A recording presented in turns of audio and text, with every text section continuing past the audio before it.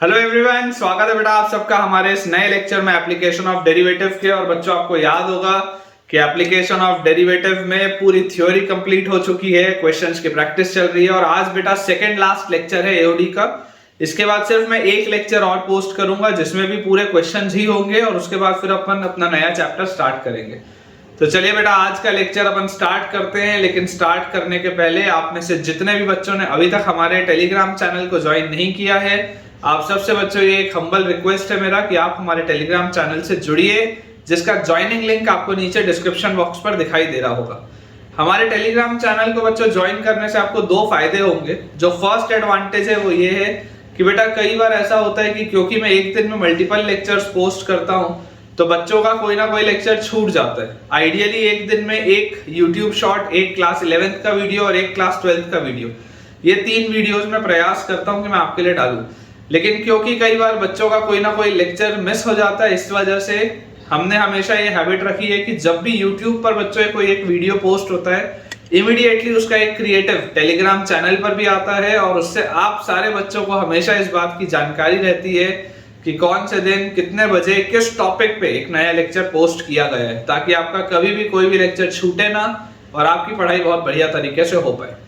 जो बच्चों second advantage अपने पास आ जाता है वो ये है कि यार यहाँ पर तो मैं आपको बहुत सारे सवाल की प्रैक्टिस करा रहा हूँ। आप देख ही सकते हैं कि ऑलमोस्ट पिछले 4 लेक्चर से मैं आपको सिर्फ क्वेश्चंस की प्रैक्टिस करा रहा हूँ, लेकिन उसके बाद भी मुझे बेटा ये चीज की जानकारी है कि यार इतने सवाल भी सफिशिएंट नहीं है। जेई मेंस और जेई एडवांस अगर आपको क्रैक करना है तो आपको और बहुत सारे बच्चों सवालों की प्रैक्टिस करने की जरूरत है। और वो एक्स्ट्रा क्वेश्चन भी कहां पर मिलेंगे, तो हमारे टेलीग्राम चैनल पर मिलेंगे। तो बेटा जल्दी से आप हमारे टेलीग्राम चैनल को ज्वाइन करिए। ज्वाइनिंग लिंक आपको नीचे डिस्क्रिप्शन बॉक्स पर दिखाई दे रहा होगा। और इसे ज्वाइन करने के बाद अगर आप बेटा डिस्क्रिप्शन बॉक्स देख ही रहे हैं तो उसमें आपको एक यूट्यूब चैनल का भी लिंक दिखेगा। अब भला ये YouTube चैनल कौन सा है, तो बच्चों ये YouTube चैनल मेरा पर्सनल YouTube चैनल है, क्योंकि मेरा ऐसा मानना है कि जेई मेंस और जेई एडवांस की जब आप तैयारी कर रहे होते हैं तो कई बार ऐसा समय आएगा जब आप थोड़ा सा डीमोटिवेटेड फील करेंगे या आप खुद पर सवाल उठाना स्टार्ट कर देंगे कि यार हम इस एग्जाम को क्लियर कर भी पाएंगे या नहीं। तो ऐसी परिस्थितियों में ये चैनल आपके बहुत काम आने वाला है, क्योंकि इस चैनल में सिर्फ मोटिवेशनल वीडियोस होंगे, पॉजिटिव कंटेंट होगा, ऐसा कंटेंट होगा जिसको सुनने के बाद आप पूरी एनर्जी से भर जाएं और वापस अपनी तैयारी को स्टार्ट कर दें। तो एक बार उस चैनल को भी आप बेटा देख लीजिए। अगर आपको लगता है कि वो चैनल आपके लिए कुछ फायदेमंद हो सकता है, उसे भी ज्वाइन कर लीजिए। चलिए स्टार्ट करते हैं बच्चों अपना आज का लेक्चर। क्वेश्चंस की प्रैक्टिस है बहुत सारे। अपने पास सवाल लिखा है बेटा। फर्स्ट क्वेश्चन मेरे पास आज के लेक्चर का दिया हुआ है, लेट fx is equal to half plus integral of 0 से x, half plus integral of 0 to x t minus x into sin t dt, half plus integral 0 to x t minus x sin t dt for x belonging to close bracket 0 से pi, for x belonging to close bracket 0 to pi, if capital M and small m, if capital M and small m are the maximum and minimum values, are the maximum, if capital M and small m are the maximum and minimum values, maximum and minimum values, maximum and minimum values of fx respectively, of fx respectively, maximum and minimum values of fx respectively in closed bracket 0 to pi, in closed bracket 0 to pi, then find the value of, then find the value of,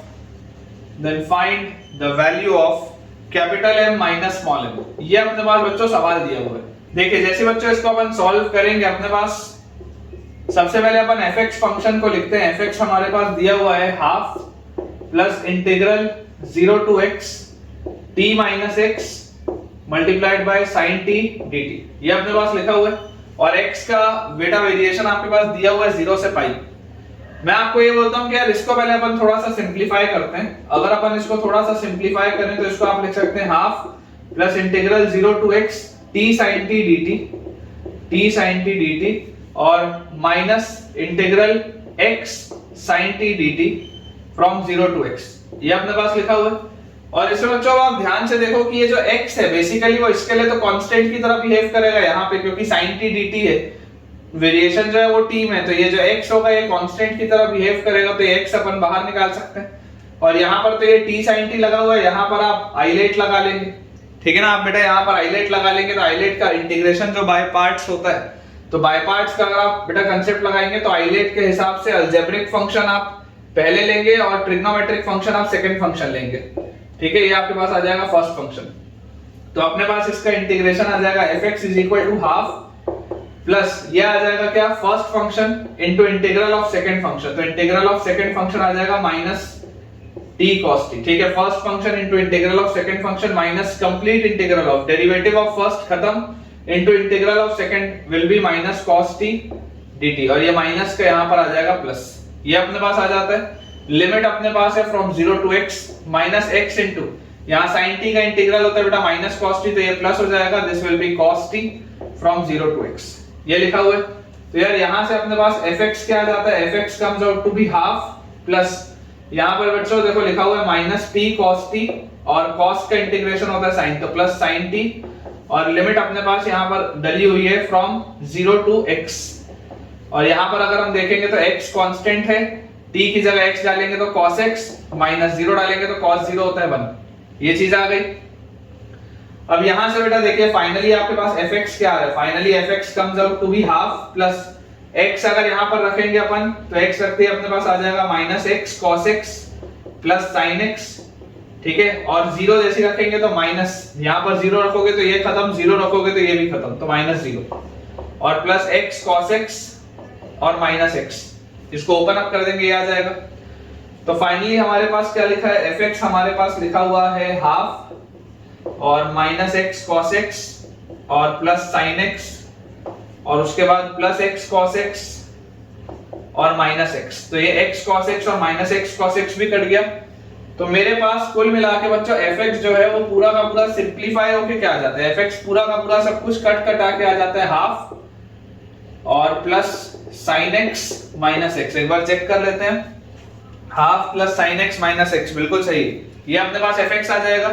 और जैसे ही बच्चों ये अपने पास fx आ गया, अब fx आते ही आप यहाँ पर देखो क्या बोल सकते हो, आपको यहाँ पर दिखाई दे रहा है कि capital M and small m are the maximum and minimum values of fx।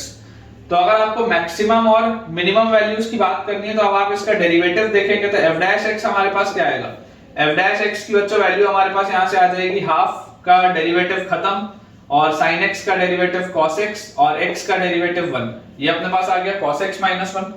और आप कौन से इंटरवल में बोल रहे हैं, for x belonging to 0 to pi, तो जरा बच्चों सोच के देखो 0 से पाई के इंटरवल में, 0 से लेकर बच्चों पाई के इंटरवल में मुझे यहाँ पर क्या चीज दिखाई देती है, मुझे यहाँ पर ये दिखाई देता है कि यार ये पूरी चीज तो हमेशा नेगेटिव होगी। 0 से लेकर पाई तक अगर आप जाओगे तो यार 0 से लेकर पाई में देखो cos का ग्राफ कैसा होता है, ऐसा ग्राफ होता है ना, तो ये 0 है और ये पाई है, इसकी वैल्यू तो हमेशा ही नेगेटिव है, या इसकी वैल्यू 0 होगी, cos 0 पे इसकी वैल्यू 0 आएगी, बाकी ये पूरा नेगेटिव आएगा।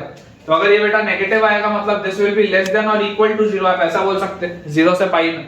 इसका मतलब यार ये तो डिक्रीजिंग फंक्शन आ रहा है, ये जो बेटा पूरा का पूरा फंक्शन आ रहा है this comes out to be a decreasing function, क्योंकि आपके पास f डैश x जो आ रहा है वो लेस देन इक्वल टू 0 आ रहा है। तो अगर बेटा ये मेरे पास हो गया डिक्रीजिंग फंक्शन, इसका मतलब इसकी मैक्सिमम वैल्यू आ जाएगी कहां पर, f0 पर इसकी मैक्सिमम वैल्यू आ जाएगी, क्योंकि ये डिक्रीजिंग फंक्शन है। तो डिक्रीजिंग फंक्शन का मतलब क्या है कि ये जो fx आप बेटा लेंगे फ्रॉम 0 to पाई, ये जो आप fx लेंगे फ्रॉम 0 to पाई, तो 0 पर इसकी मैक्सिमम वैल्यू आएगी, पाई पर इसकी मिनिमम वैल्यू आएगी। तो f0 पर इसकी देखो वैल्यू क्या आती है, f0 पर इसकी वैल्यू आती है हाफ, ठीक है, यहाँ 0 रखोगे ये दोनों खत्म हो जाएगा हाफ, और f पाई पर बेटा इसकी आएगी मिनिमम वैल्यू, क्योंकि ये डिक्रीजिंग फंक्शन है। तो पाई पर इसकी वैल्यू कितनी आएगी, हाफ, और प्लस sin पाई खत्म माइनस पाई, ये आ गई इसकी मिनिमम वैल्यू। तो यार मुझे बोला जा रहा है कि कैपिटल M और स्मॉल m था मैक्सिमम और मिनिमम, कैपिटल M और स्मॉल m, तो capital M minus small m कितना आ जाएगा, capital M minus small m comes out to be half minus pi, तो ये हाफ माइनस हाफ कट गया, minus of minus this comes out to be pi. अपने पास answer बच्चों इसका पाई आएगा, देख लीजिए, अच्छा क्वेश्चन था, ठीक है, अच्छा क्वेश्चन था और ऐसे सवाल अपन बहुत सारे बेटा बनाएंगे ताकि हमारी प्रैक्टिस बहुत बढ़िया तरीके से हो पाए। चलिए अगला देखते हैं। नेक्स्ट बेटा अपने पास इसमें सवाल लिखा हुआ है, late f from all real numbers to all real numbers defined by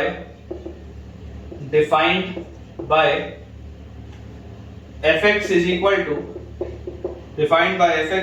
to x by 2 plus sin 2x by 4 x by 2 plus sin 2x by 4 minus 3 minus c sin x minus 3 minus c sin x minus 3cx is strictly increasing। ठीक है, ये बेटा अपने पास जो function है if f defined by a is strictly increasing, this is strictly increasing, ये बच्चों पूरा चीज हमेशा increasing है, is strictly increasing on all real numbers are, then find the largest integral value of c, then find the largest integral value of c, then find the largest integral value of c। ये अपने पास बच्चों सवाल देखिए ध्यान से, आपके पास fx function दिया हुआ है, आपको बोला जा रहा है कि it is defined by a strictly increasing function। अब अगर बच्चों कोई फंक्शन स्ट्रिक्टली इंक्रीजिंग होता है, पैरामीटर वाला सवाल है, मतलब f' greater than equal to 0 होना चाहिए। याद करिए मैंने आपको बताया इक्वालिटी लगाना बच्चे भूल जाते हैं। पैरामीटर वाला सवाल है, c की आपसे वैल्यू पूछी जा रही है, आपको इक्वालिटी लगानी पड़ेगी। तो f' greater than equal to 0 और ये अपने पास आ जाएगा for all x belonging to real number, हमेशा ये चीज होनी चाहिए। तो यार यहां से बच्चों देखो आपके पास f' आ कितना रहा है, बेसिकली f' आपके पास आ जाता है x by 2 का 1/2 प्लस sin 2x का cos 2x 2x का 2 by 4 एज इट इज, फिर यहाँ पर minus 3 minus c as it is sin x का cos x और उसके बाद माइनस 3cx का माइनस 3c। ये पूरी चीज ग्रेटर देन इक्वल टू 0 होनी चाहिए हमारे पास। यहां से बेटा मुझे ये देखो ये 4 और ये 2 कट गया, तो ये आपके पास लिखा हुआ है half into 1 plus cos 2x, half into 1 plus cos 2x और ये लिखा हुआ है minus 3 cos x plus c cos x और minus 3c is greater than equal to 0। ये आ गया अपने पास लिखा हुआ है, इसको अपन ने ओपन अप कर दिया। यार ये 1 प्लस cos 2x क्या होता है, 1 प्लस cos 2x होता है 2 cos square x और ये 2 कटेगा, तो this will be cos square x minus 3 cos x plus c cos x minus 3c is greater than equal to 0। मुझे फैक्टराइज होता हुआ दिख रहा है। अगर आप बेटा इसको ध्यान से देखेंगे, आप इसको फैक्टराइज कर सकते हैं। आप इसमें से लीजिए cos x कॉमन, अंदर आपके पास बचेगा cos x माइनस 3, इस पूरे में से आप लीजिए c कॉमन, अंदर आपके पास बचेगा cos x minus 3, this is greater than equal to 0। तो अपने पास आ जाता है cos x plus c into cos x minus 3 is greater than equal to 0। अब यार ये वाली जो बच्चों पूरी चीज है, यार ये तो 100% हमेशा नेगेटिव है। cos x माइनस 3 तो कभी पॉजिटिव नहीं हो सकता, ये पूरी चीज हमेशा नेगेटिव है। तो अगर बेटा ये पूरी चीज आपके पास हमेशा नेगेटिव है, इसका मतलब क्या होना चाहिए कि cos x plus c must be less than equal to 0। ये जो cos x plus c होगा ये पूरा less than equal to 0 होना चाहिए। इसका मतलब क्या है कि c is less than equal to minus cos x। तो this implies c must be smaller than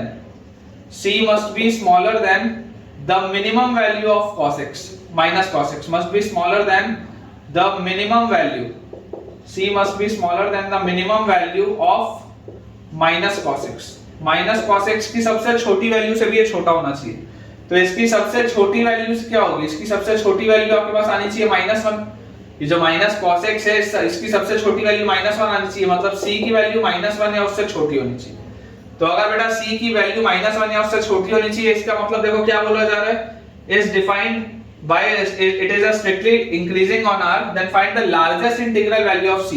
तो आपको अगर दिखाई दे रहा है कि c हमेशा -1 या उससे छोटा है, तो largest integral value of c अपने पास क्या आ जाएगा, largest integral value of c is -1। Largest integral value बच्चों c का क्या आ जाएगा, -1 आ जाएगा। अब सोच के देखो, अगर आपने इक्वालिटी नहीं लगाई होती, तो अगर बेटा आप इक्वालिटी नहीं लगाते तो ये आपके पास आंसर आता c लेस देन -1, तो आप इसका आंसर गलत दे जाते, -2 बोल जाते। ऐसे ही सवालों में जेई में गलती होती है, आपको कंसेप्ट पूरा आता है लेकिन एक छोटी सी आपने बस यहाँ अगर मिस्टेक कर दी होती इक्वालिटी नहीं लगाने की, तो ये पूरा आपका आंसर गलत हो जाता। तो आपको हमेशा ध्यान रखना, अगर इंक्रीजिंग और डिक्रीजिंग की बात हो रही है तो ग्रेटर देन इक्वल टू 0 और लेस देन इक्वल टू 0 लगाना बहुत जरूरी है ऐसे पैरामीटर वाले सवालों में। चलिए अगला देखते हैं बेटा। नेक्स्ट अपने पास बच्चों इसमें सवाल लिखा है, स्टार आप लगा लेंगे, अच्छा क्वेश्चन है। क्वेश्चन अपने पास लिखा हुआ है, consider the polynomial function, consider the polynomial function, consider the polynomial function fx is equal to x raised to the power 7 by 7 minus x raised to the power 6 by 6 plus x raised to the power 5 by 5 minus x raised to the power 4 by 4 और उसके बाद लिखा हुआ है plus x raised to the power 3 by 3 minus x square by 2 और plus x। ये अपने पास बच्चों सवाल लिखा हुआ है। स्टेटमेंट 1 आपके पास है, assertion reason type of question है। स्टेटमेंट 1 आपके पास लिखा हुआ है, स्टेटमेंट 1 में दिया है the equation fx equal to 0 cannot have two or more roots, cannot have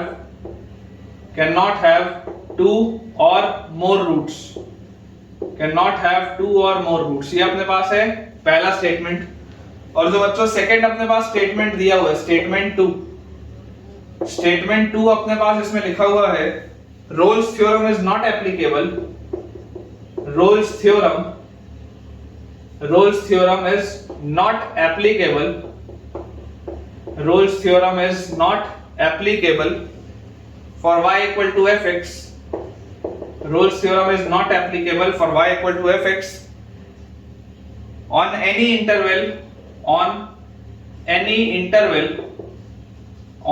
interval closed a से closed b where a comma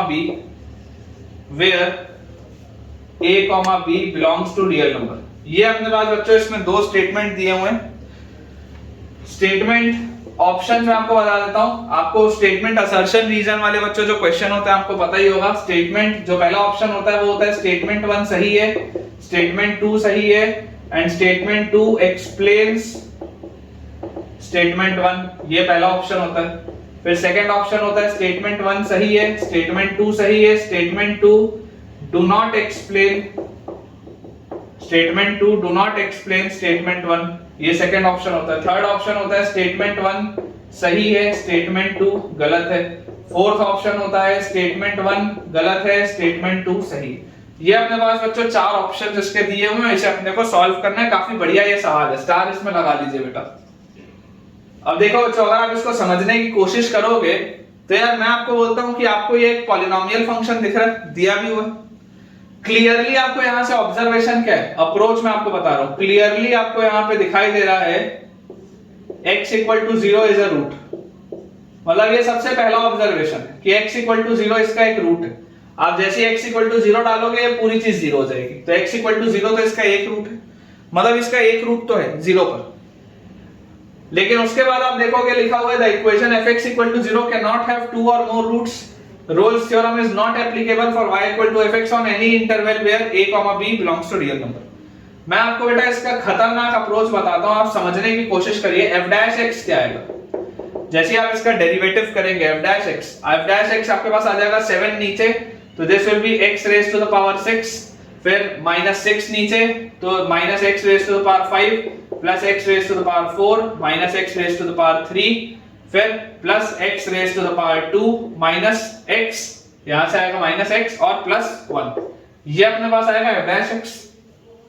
और ऐसे वाले फंक्शन को यार मैंने आपको सॉल्व करना सिखाया। ऐसे वाले फंक्शन में आप जरा सोच के देखो, अगर आप x को 1 या उससे बड़ा लोगे, या आप ऐसा ले लो, अगर आप x को 1 से बड़ा लोगे, तो जब आप x को बच्चों 1 से बड़ा लोगे तो देखो इस पूरे ये जो पूरी चीज आ रही है, जब आप x को 1 से बड़ा लोगे, ये जो पूरी चीज आ रही है आप इसको कैसे लिख सकते हो, ये दोनों को आप क्लब करके लिख सकते हो x की power 5 into x minus 1 plus इन दोनों को क्लब करके लिख सकते हो x cube into x minus 1, इन दोनों को क्लब करके लिख सकते हो plus x into x minus 1 और +1।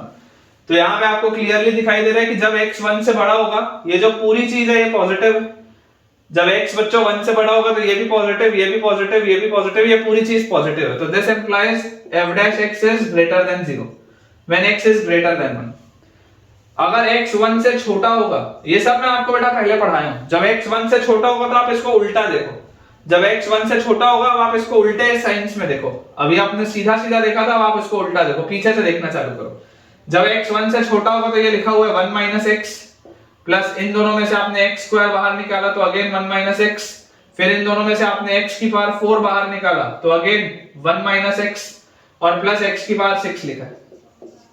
तो जब बच्चों x आपके पास 1 से छोटा होगा तो देखो ये 1 माइनस एक्स जो है ये पॉजिटिव होगा क्योंकि x 1 से छोटा है। फिर इन दोनों में से आपने x स्क्वायर निकाला तो फिर 1 माइनस एक्स, ये भी पॉजिटिव होगा। फिर इन दोनों में से आपने x की पावर 4 निकाला, फिर 1 माइनस एक्स, ये भी पॉजिटिव होगा, और x की पावर 6 भी पॉजिटिव है। तो अगेन आपको दिखाई दे रहा है this implies f dash x is positive. x अगर 1 से बड़ा है तब भी f डैश x पॉजिटिव है, अगर x 1 से छोटा है तब भी f डैश x पॉजिटिव है। और at x इक्वल टू 1 क्या हो रहा है? at x इक्वल टू 1 अगर आप देखोगे 1 माइनस 1 खत्म, 1 माइनस 1 खत्म, 1 माइनस 1 खत्म, again f dash x positive है। x इक्वल टू 1 पर भी देखो इसकी वैल्यू 1 आएगी, मतलब पॉजिटिव है। तो आप क्लियरली देख सकते हैं कि f डैश x हमेशा पॉजिटिव है। तो देयरफॉर आप बोल सकते हैं f dash x is always positive for all x. This is always positive for all x belonging to real number. This is always positive. तो अगर बेटा ये हमेशा पॉजिटिव होगा तो इसका मतलब क्या है? fx एक इंक्रीजिंग फंक्शन होगा। अगर f डैश x पॉजिटिव है इसका मतलब fx आपके पास क्या होगा? एक इंक्रीजिंग फंक्शन होगा। और अगर बेटा fx आपके पास इंक्रीजिंग फंक्शन है तो जरा सोच के देखो, अगर आप नंबर लाइन बनाते हो आपको दिखाई दे रहा है x इक्वल टू 0 पर इसकी वैल्यू 0 होती है, मतलब ये इस तरीके का कुछ ग्राफ होगा इसका, कुछ इस तरीके का बेटा आपके पास इसका ग्राफ आएगा, आप देख लीजिए, ये हमेशा ही इंक्रीजिंग फंक्शन। तो ये x एक्सिस को सिर्फ एक ही बार कट करेगा, ये x एक्सिस को उसके बाद कट नहीं कर सकता क्योंकि f डैश x आपके पास पॉजिटिव आ रहा है। fx हमेशा अगर एक इंक्रीजिंग फंक्शन है, लोकल मैक्सिमा लोकल मिनिमा तो तब आता है ना जब इसमें इसके क्रिटिकल पॉइंट्स आते हैं f डैश x के। आपको तो यहाँ पे क्लियरली दिखाई दे रहा है कि f डैश x का कभी भी क्रिटिकल पॉइंट आ ही नहीं रहा। तो अगर इसका कभी भी क्रिटिकल पॉइंट आ ही नहीं रहा, इसका मतलब ये कर्व ऐसे झुकेगा उठेगा, झुकेगा उठेगा नहीं। पुष्पा मूवी में होता है ना, झुकेगा नहीं साला, उसी तरीके का ये झुकेगा नहीं, ये उठता चलेगा।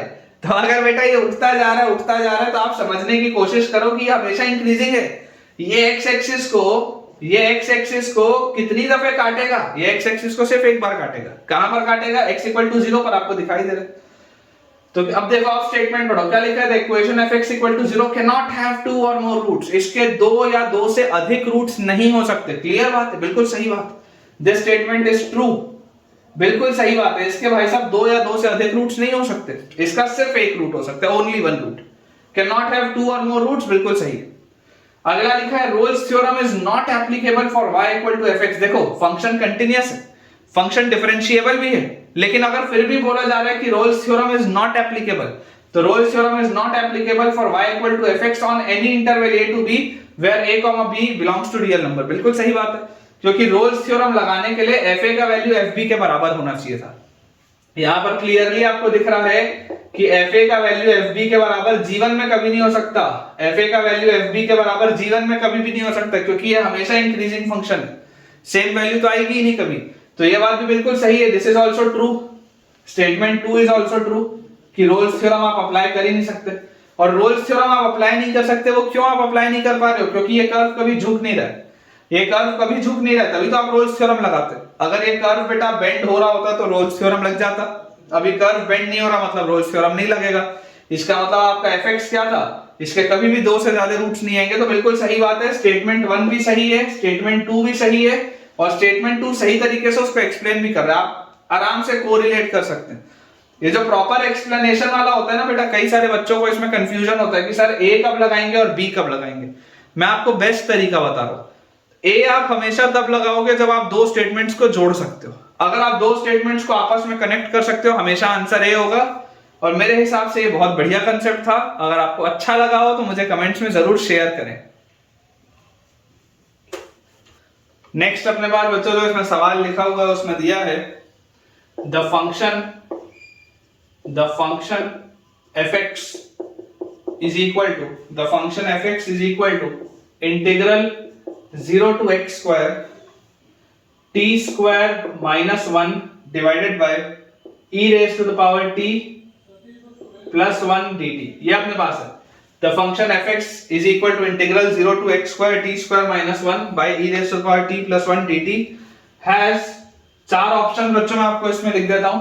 फर्स्ट ऑप्शन अपने पास दिया हुआ है x equal to 0 as point of inflection, x equal to 0 as point of inflection, ये अपने पास पहला ऑप्शन दिया है। सेकंड ऑप्शन बच्चों अपने पास दिया हुआ है one maxima and one minima, one maxima and one minima, ये अपने पास सेकंड ऑप्शन है। थर्ड ऑप्शन अपने पास दिया हुआ है one maxima and two minima, one maxima and two minima, ठीक है। और फोर्थ ऑप्शन बच्चों आपके पास दिया हुआ है two maxima and one minima, two maxima and one minima, ये बच्चों अपने पास देखो चार ऑप्शन इसमें दिए हुए। बहुत आसानी से देखिए आपको इसमें दिखाई दे रहा होगा कि अगर मैक्सिमा और मिनिमा की बात हो रही है, पॉइंट ऑफ इन्फ्लेक्शन की बात हो रही है, तो आपको एफ डैश लेके ही आगे बढ़ना पड़ेगा। तो सॉल्यूशन बच्चों आप समझने की कोशिश करिए कि अगर आप इसका एफ डैश एक्स निकालेंगे, देखो एफ एक्स क्या लिखा हुआ है, एफ एक्स आपके पास लिखा हुआ है integral 0 to x square t square minus 1 by e raised to the power t plus 1 dt, ये आपके पास लिखा हुआ है fx।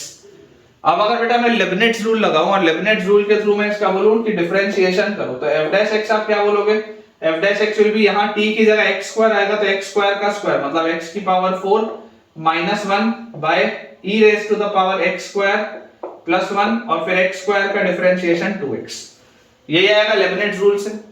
और आपको अगर इसका क्रिटिकल पॉइंट देखना है तो क्रिटिकल पॉइंट के लिए आप बोलेंगे कि इसको 0 के बराबर करो। अब बेटा ये जो पूरा फैक्टर है देखो, ये तो कभी भी 0 नहीं हो सकता क्योंकि ये e की पावर वाली चीज पॉजिटिव होती है, 1 भी पॉजिटिव है, तो this factor can not be 0। Critical point आएगा कहां से, इस 2 को भी आप हटा सकते हैं। क्रिटिकल पॉइंट आएगा हमारे पास इधर से x और x की पावर 4 minus 1 से।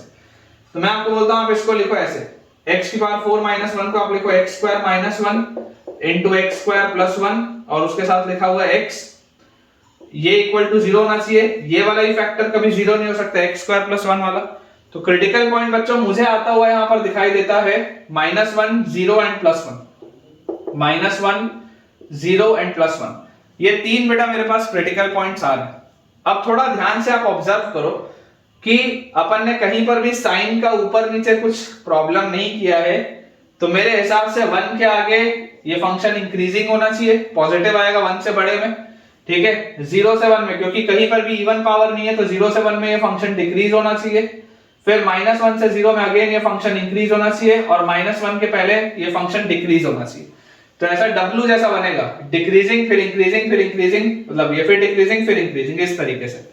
जब मुझे यहाँ पर दिखाई देता है कि इसमें अच्छा ये फंक्शन डिफाइंड भी हर जगह, ऐसा भी नहीं है कि कहीं पर अनडिफाइंड हो रहा हो, हर जगह ये फंक्शन डिफाइंड भी है। तो यार मेरे हिसाब से इसमें 2 मिनिमा और 1 मैक्सिमा आ रहा है, 2 मिनिमा और 1 maxima, option C is the right answer. Check कर लीजिए बेटा, option C is the right answer. आपके पास यहाँ पर 2 मिनिमा आ जाएगा और 1 पॉइंट ऑफ मैक्सिमा आ जाएगा, this is m, this is small m, this is small m, 2 point of minima and 1 point of maxima. चलिए अगला देखते हैं। छोटे छोटे से बेटा सवाल है, बेसिकली कॉन्फिडेंस बूस्टर क्वेश्चंस हैं ये, और अगर आपका कॉन्फिडेंस इंक्रीज हो रहा है और अब अगर आपको ये सवाल बन रहे हैं तो बहुत अच्छी बात है बेटा, क्योंकि देखो जेई के अगर आप एंगल से देखोगे ना तो application of derivative is a very important chapter, इसलिए मैंने इसमें इतना ज्यादा टाइम भी बेटा इन्वेस्ट किया है। अगला बच्चों अपने पास इसमें सवाल लिखा हुआ है, which of the following statement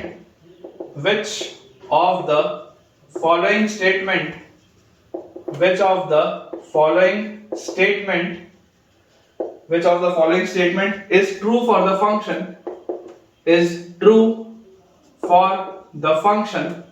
which of the following statement is true for the function। अपने पास बच्चों एक फंक्शन लिखा हुआ है fx is equal to तीन बेटा इसकी ब्रांचेस हैं, पहली ब्रांच है अंडर रूट ऑफ x, दूसरी अपने पास ब्रांच है x क्यूब और तीसरी ब्रांच है x cube by 3 minus 4x, ठीक है।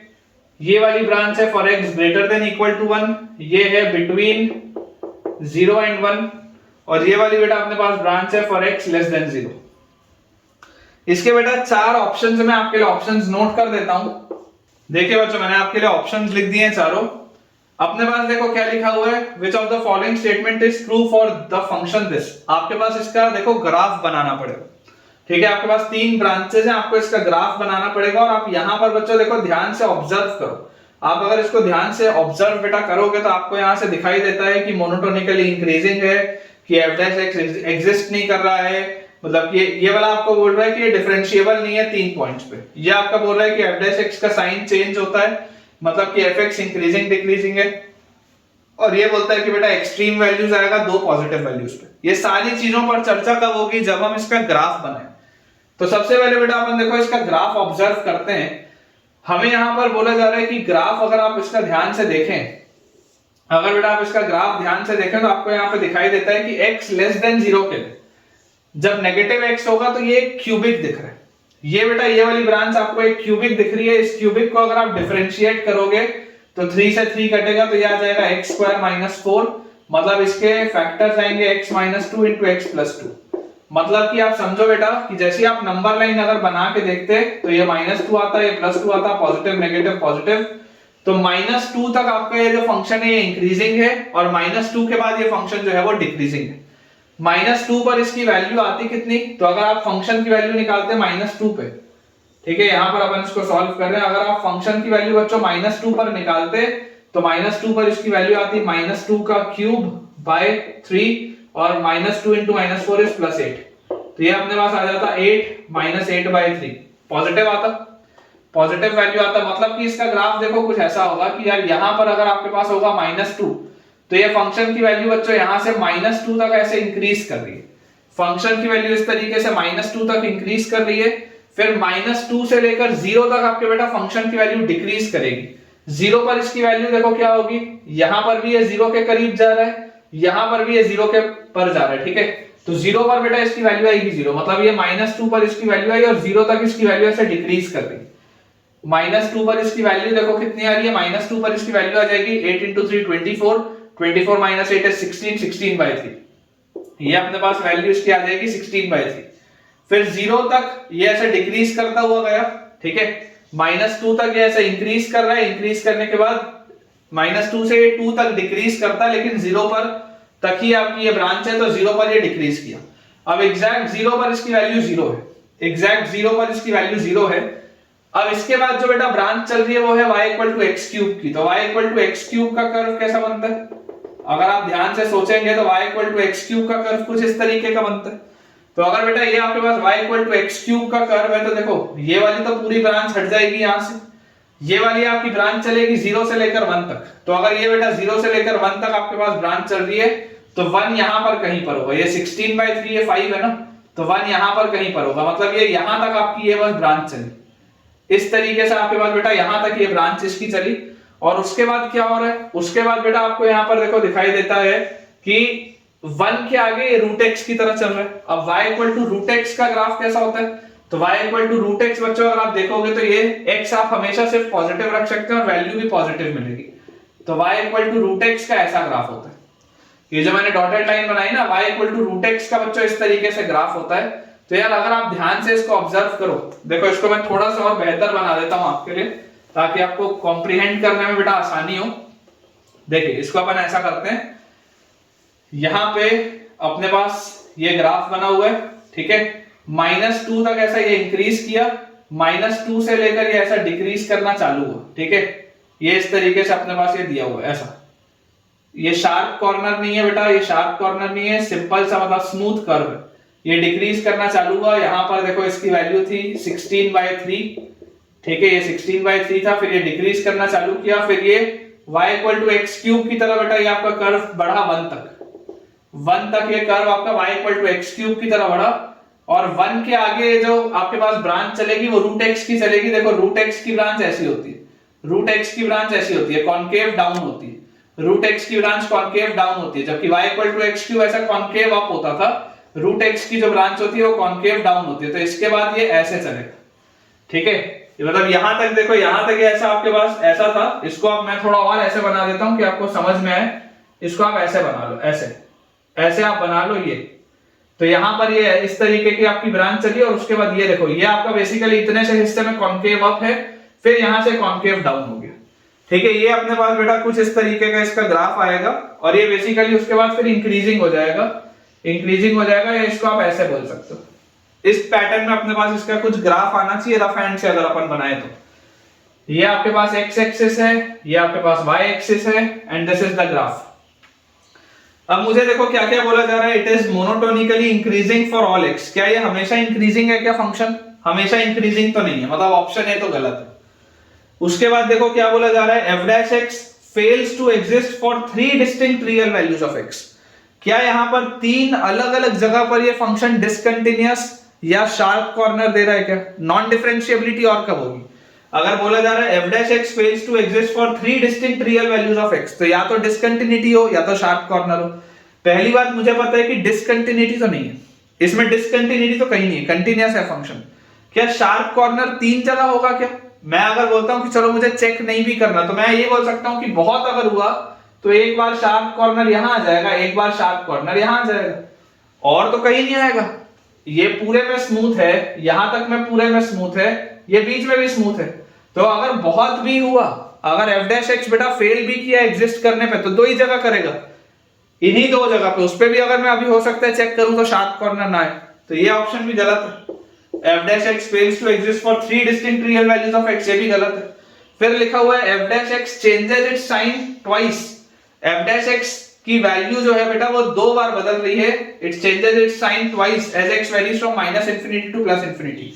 देखो यहाँ पर अभी इतने पूरे हिस्से में f dash x इंक्रीजिंग है, f dash x इस पूरे में पॉजिटिव है, स्लोप इस पूरे में पॉजिटिव है।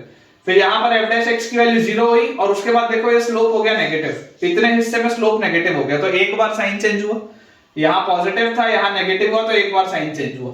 अब यहाँ पर देखो ये पूरे में नेगेटिव है, पूरे में नेगेटिव है, इसके बाद यहाँ नेगेटिव था, यहाँ पर 0 पर इसका स्लोप 0 हुआ और फिर उसके बाद देखो इसका स्लोप पॉजिटिव हुआ, तो ये दूसरी बार साइन चेंज हुआ।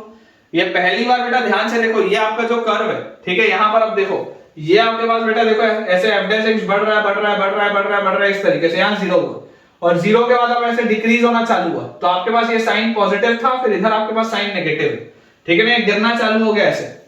अब जब ऐसे गिर रहा था फिर उठना चालू हो गया, तो एक बार इधर साइन चेंज हुआ, एक बार इधर साइन चेंज हुआ, 2 बार साइन चेंज हुआ, केवल 2 बार साइन चेंज हुआ। उसके बाद देखो यहां से आप वापस देखोगे तो बढ़ना स्टार्ट हो गया, भले स्लोप का चेंज होगा लेकिन है पॉजिटिव ही, ये पूरे में बेटा है पॉजिटिव ही, तो आपके पास f dash x 2 बार साइन चेंज कर रहा है, बात बिल्कुल सही, बात बिल्कुल सही, ऑप्शन सी तो सही, ऑप्शन सी तो सही है कि f dash x changes its sign twice as x varies from -infinity to infinity, बिल्कुल सही बात। एंड लास्ट ऑप्शन हमारे पास लिखा है function attains its extreme values at x1 and x2 such that x1, x2 is greater than 0। अब क्या positive side में क्या कहीं पर कोई 2 x1 x2 ऐसे मिल रहे हैं क्या जहां पर एक्सट्रीम वैल्यू हो? ऐसा तो कुछ नहीं मिल रहा, ये तो कंटिन्यूअसली इंक्रीजिंग फंक्शन है, ऐसा तो कहीं पर भी नहीं है, मतलब कि ये भी गलत। तो इसका आंसर बेटा अपने पास आ जाएगा सी ऑप्शन। बहुत ही जबरदस्त क्वेश्चन था, और अगर बेटा आप ऐसा एक सवाल भी बना लेना अच्छे से, अगर आप प्रैक्टिस इतना भी बस कर लें, तो बहुत सारे ऐसे कंसेप्ट होते हैं जो हमारे रिवाइज हो जाते हैं। तो पर्टिकुलरली बच्चों ये वाला सवाल आपको कैसा लगा मुझे कमेंट्स में आप शेयर करें। अगला बच्चों अपने पास सवाल लिखा हुआ है, find the points of minima, find the points of minima, find the points of minima of the function, find the points of minima of the function बच्चों अपने को लिखा हुआ है fx is equal to 4x cube minus x times mod of x minus 2, 4x cube minus x times mod of x minus 2, और इसमें हमको लिखा हुआ है x belongs to close bracket 0 से 3, x belongs to close bracket 0 से 3। देखेंगे ध्यान से, पॉइंट्स ऑफ बेटा आपको मिनिमा बताने हैं। अगर बेटा मैं यहाँ पर बहुत ध्यान से ऑब्जर्व करूं तो मुझे इसका देखो, अगर आप इसकी ब्रांचेस बनाओ तो आपको ब्रांचेस में देखो समझ में आता है कि यहाँ पर इसका जो बेटा वेरिएशन आएगा कहां पर आएगा, x इक्वल टू 2 के पास आएगा। तो अपन इसकी ब्रांचेस लिखते हैं। पहली अपन ब्रांच लिखते हैं जब x की वैल्यू 2 से छोटी हो और 0 से बड़ी हो, मतलब 0 और 2 के बीच में। जब x की वैल्यू 0 और 2 के बीच में होगी, तो जब बेटा ये 2 से छोटा होगा ये मॉड नेगेटिव खुलेगा। तो अगर ये मॉड नेगेटिव खुलेगा तो ये आपके पास लिखा होगा 4x क्यूब और माइनस एक्स इंटू ये नेगेटिव खुलेगा, मतलब this will B 2 minus x, ऐसा अपने पास ये खुलेगा। ठीक है, और इसको आप देखो क्या लिख सकते हो, जैसे ये नेगेटिव बन के खुला, मॉड आपके पास 2 माइनस एक्स बन के खुला, तो ये लिखा हुआ है प्लस एक्स स्क्वायर और माइनस 2x, तो इसको अपन डायरेक्टली लिख लेते हैं यहाँ पे plus x square minus 2x, plus x square minus 2x, ये अपने पास हो गया। फिर जब x की वैल्यू 2 होगी तो x की वैल्यू 2 होते ही बेटा ये पूरा 0 हो जाएगा, 2 का क्यूब होता है 8, 8 into 4 होता है 32, इसकी वैल्यू आएगी 32। और x की वैल्यू जब बच्चों 2 से बड़ी आएगी, जब x की वैल्यू बेटा 2 से बड़ी आएगी लेकिन 3 या उससे छोटी होगी, तो आपको दिखाई देता है कि ये जो मॉड होगा ये पॉजिटिव बन के खुलेगा, मतलब ये होगा 4x cube minus x into x minus 2, positive बन के खुलेगा, तो ये अपने पास आ जाएगा माइनस एक्स स्क्वायर और plus 2x, this will be minus x square plus 2x, ये अपने पास आता है यार। ठीक है, ये अपने पास बच्चों आता है। अब इसको अगर आप बना के देखें, अगर आप इसका ग्राफ बना लेंगे तो आधे से ज्यादा प्रॉब्लम खत्म हो जाएगी। तो 0 से लेकर 2 तक बच्चों मुझे ये दिखता है एक क्यूबिक। अपन ऐसा करते हैं, इसका ग्राफ इधर बनाते हैं, इसका अपन ग्राफ इस साइड पे बनाते हैं। 0 से लेकर 2 तक आपको 0 से 3 में बात करनी है, 0 से लेकर 2 तक आपको ये मिलता है एक क्यूबिक। तो यार इस क्यूबिक को अगर आप देखोगे ध्यान से, 4x cube plus x square minus 2x, इसका आप बेटा जैसे डेरिवेटिव करोगे, है ना, for all x belonging to close bracket 0 से 2 ओपन, तो जैसे आप इसको बेटा डिफरेंशिएट करोगे आपके पास आएगा 12x square plus 2x minus 2, पूरे में से मैं 2 अगर कॉमन ले लूं तो आ जाएगा 6x square plus x minus 1, और यहां से मैं लिख सकता हूं 2 into 6x square plus x minus 1 को आप लिख लो, ये 6x स्क्वायर वैसे का वैसे, ये x को आप लिख लो 3x माइनस 2x और माइनस 1, तो यहां से मेरे पास आ जाता है 2 into this will B 3x common, 3x common लेते ही मेरे पास यहां अंदर बचेगा क्या 2x प्लस 1, और यहां से माइनस 1 कॉमन, तो अंदर मेरे पास बचेगा 2x प्लस 1। अब आप बेटा देखो ध्यान से, इसके क्रिटिकल पॉइंट आ रहे हैं एक तो 1/3 पे और माइनस 1/2 पे, तो ये माइनस 1/2 वाला तो क्रिटिकल पॉइंट मेरे लिए बेकार हो गया, कोई काम का नहीं। मेरे लिए जो क्रिटिकल पॉइंट काम का है वो 1/3, तो ये 0 का बेटा लाइन था, ठीक है, ये 0 का लाइन था, और 1/3 इज अ क्रिटिकल पॉइंट, 1/3 एक क्रिटिकल पॉइंट मेरे पास आ रहा है। अब अगर बेटा मैं ध्यान से ऑब्जर्व करता, अगर मान लो मैं नंबर लाइन बनाता, मैं यहां लिखता माइनस 1/2, मैं यहां पर लिखता 1/3, यहां पर मैं बोलता पॉजिटिव, यहां पर मैं बोलता नेगेटिव, यहां पर मैं बोलता पॉजिटिव, इसका मतलब ये ऐसा इंक्रीज हो रहा होता है, यहां पे डिक्रीज हो रहा होता है, यहां पे इंक्रीज हो रहा होता, ये बात तो आती है समझ में। और अगर ये बेटा मेरे पास बिहेवियर हो रहा होता है, मतलब कि ये मेरा क्यूबिक ऐसा बन रहा होता है, देखो ऐसे पीछे से बेटा देखो ऐसे उठते हुए आ रहा होता है, ऐसे ऐसे इंक्रीज हो रहा होता है, इंक्रीज होने के बाद ये डिक्रीज होना चालू होता है माइनस 1/2 पे, और फिर डिक्रीज होता होता होता होता होता होता ये 1/3 पे पहुंचता। देखो इसकी 0 पर वैल्यू क्या आती, 0 पर इसकी वैल्यू आती 0, 0 पर इसकी वैल्यू आती 0, मतलब ये ऐसा ऐसा इंक्रीज हुआ इंक्रीज हुआ इंक्रीज हुआ, फिर ऐसे डिक्रीज होना चालू हुआ। तो अगर ये डिक्रीज होना चालू हुआ तो 0 पर इसकी वैल्यू 0 आ रही है और ये डिक्रीज हो रहा है, तो ये ऐसे डिक्रीज होता होता होता होता होता होता यहां तक ऐसा पहुंचा, और जैसे ये डिक्रीज होता हुआ यहां पर पहुंचा, अब ये बेटा क्या करेगा, अब ये 1/3 से फिर इंक्रीज होना चालू होगा, ये 1/3 से फिर से इंक्रीज होना चालू होगा, तो ये फिर ऐसे इंक्रीज होता होता होता होता होता आगे बढ़ा। अब जैसे ये आगे बढ़ रहा है तो देखो ये 2 तक इंक्रीज हो रहा है, इसकी वैल्यू 2 तक इंक्रीज हो रही है, और 2 पर इसकी वैल्यू हो रही है 32, इसकी बच्चों वैल्यू जो है वो 2 तक इंक्रीज हो रही है। देखो समझने की कोशिश करो, ये ऐसा डिक्रीज हो रहा था, फिर ये ऐसे इंक्रीज होना चालू है, इंक्रीज होते होते इसकी वैल्यू 2 पर बेटा अपने पास कितनी आ रही है, 2 पर इसकी वैल्यू आ जा रही है 32, 2 पर इसकी जो वैल्यू अपने पास आ जा रही है it comes out to be 30। ठीक है, ये पहले ऐसे इंक्रीज हुआ, फिर डिक्रीज हुआ, फिर इंक्रीज हुआ, इंक्रीज होते होते इस तरीके से आगे बढ़ा, 1/3 पे इसकी वैल्यू कितनी थी, तो 1/3 पे इसके कहीं पे यहाँ पे आ रहा होगा मिनिमम, कितना आ रहा है इंटरेस्ट नहीं, मेरा कोई इंटरेस्ट नहीं है जानने में कि एग्जैक्ट इसकी मिनिमम वैल्यू कितनी आएगी, लेकिन 1/3 पे आ रहा होगा मिनिमम, ये बात तो ठीक है। फिर अगर मैं देखूं कि 2 से आगे, तो 2 से आगे ये वाला मेरे पास कर्व चल रहा है, अब ये वाला जो कर्व चल रहा है, तो कर्व लिखा हुआ है 4x cube minus x square plus 2x for all x belonging to 2 open से 3 क्लोज्ड। अगर मैं यहां पर f' निकालूं तो मेरे पास आ जाता है 12x square minus 2x plus 2, इसमें से अगर बेटा मैं 2 का फैक्टर ले लूं तो अपने पास अंदर बच जाता है 6x square minus x plus 1। और यार मुझे देखकर ऐसा इसमें दिखाई देता है कि ये जो क्वाड्रेटिक है इसका डिस्क्रिमिनेंट तो लेस देन 0 है, b square minus 4ac less than 0 है, इसका अगर d लेस देन 0 है मतलब ये जो क्वाड्रेटिक है this is always positive, this quadratic is always positive, मतलब भाई साहब ये जो फंक्शन है ये तो इंक्रीजिंग है, ये वाला जो फंक्शन है ये तो इंक्रीजिंग है। और अगर बेटा ये वाला फंक्शन इंक्रीजिंग है तो ये अगेन इंक्रीजिंग होगा तो 2 के आगे ऐसे इंक्रीज करेगा, 2 के आगे ऐसे इंक्रीज करेगा, है कंटिन्यूअस ही। देखो 2 पर इसकी वैल्यू यहां से कितनी आ रही, अगर आप देखोगे 2 पर इसकी वैल्यू यहां से आपके पास कितनी आ जा रही थी, 2 रखते ही, देखो ये वाली जो ब्रांच है 2 रखते ही 32 आ रहा था, यहां से देखोगे तो आपके पास आ जाएगा 2 cube 8, 8 into 4 is 32, 2 square minus 2 into 2 ये कट गया, वैसे यहां पर -2 का स्क्वायर प्लस 2 into 2 ये भी कट गया, आएगी यही वैल्यू। फंक्शन कंटिन्यूअस है, फंक्शन इज कंटिन्यूअस, लेकिन शार्प कॉर्नर हो सकता है, शार्प कॉर्नर हो सकता है, तो अपन डिफरेंशिएबिलिटी की बात नहीं करते, हमको तो सिर्फ ये बोला जा रहा था कि 2 से लेकर 3 तक ये इंक्रीज कर रहा था, तो 3 पर आप सोच के देखो, 3 पर यहां पर कहीं पे आएगा आपके पास पॉइंट, कितना आ रहा है अगेन मेरा कोई इंटरेस्ट नहीं है जानने में, लेकिन 3 तक ऐसा ये कर्व इस तरीके का बनना चाहिए। पूछा जा रहा है find the points of minima, तो कितने नंबर ऑफ पॉइंट्स है, केवल एक पॉइंट है, कहां पर है, एट x = 1/3, है ना, ओनली वन पॉइंट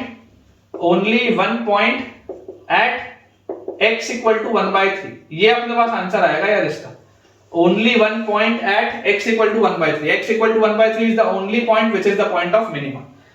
चेक कर लीजिए बच्चों, चेक कर लीजिए, आंसर बिल्कुल अपन ने सही निकाला है। चलिए आपको मैं एक बहुत अच्छा सवाल कराता हूं। अगला बेटा अपने पास इसमें सवाल लिखा हुआ है, if the function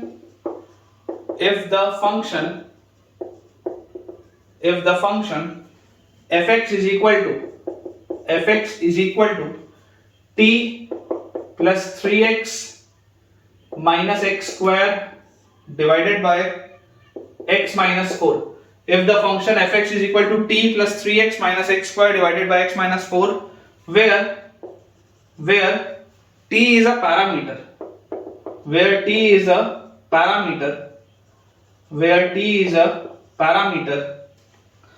has a minimum and a maximum value, has a minima, ऐसा लिख लो, has a minima and a maxima, has a minima and a maxima, it has a minima and a maxima, then find the range of values of t, then find the range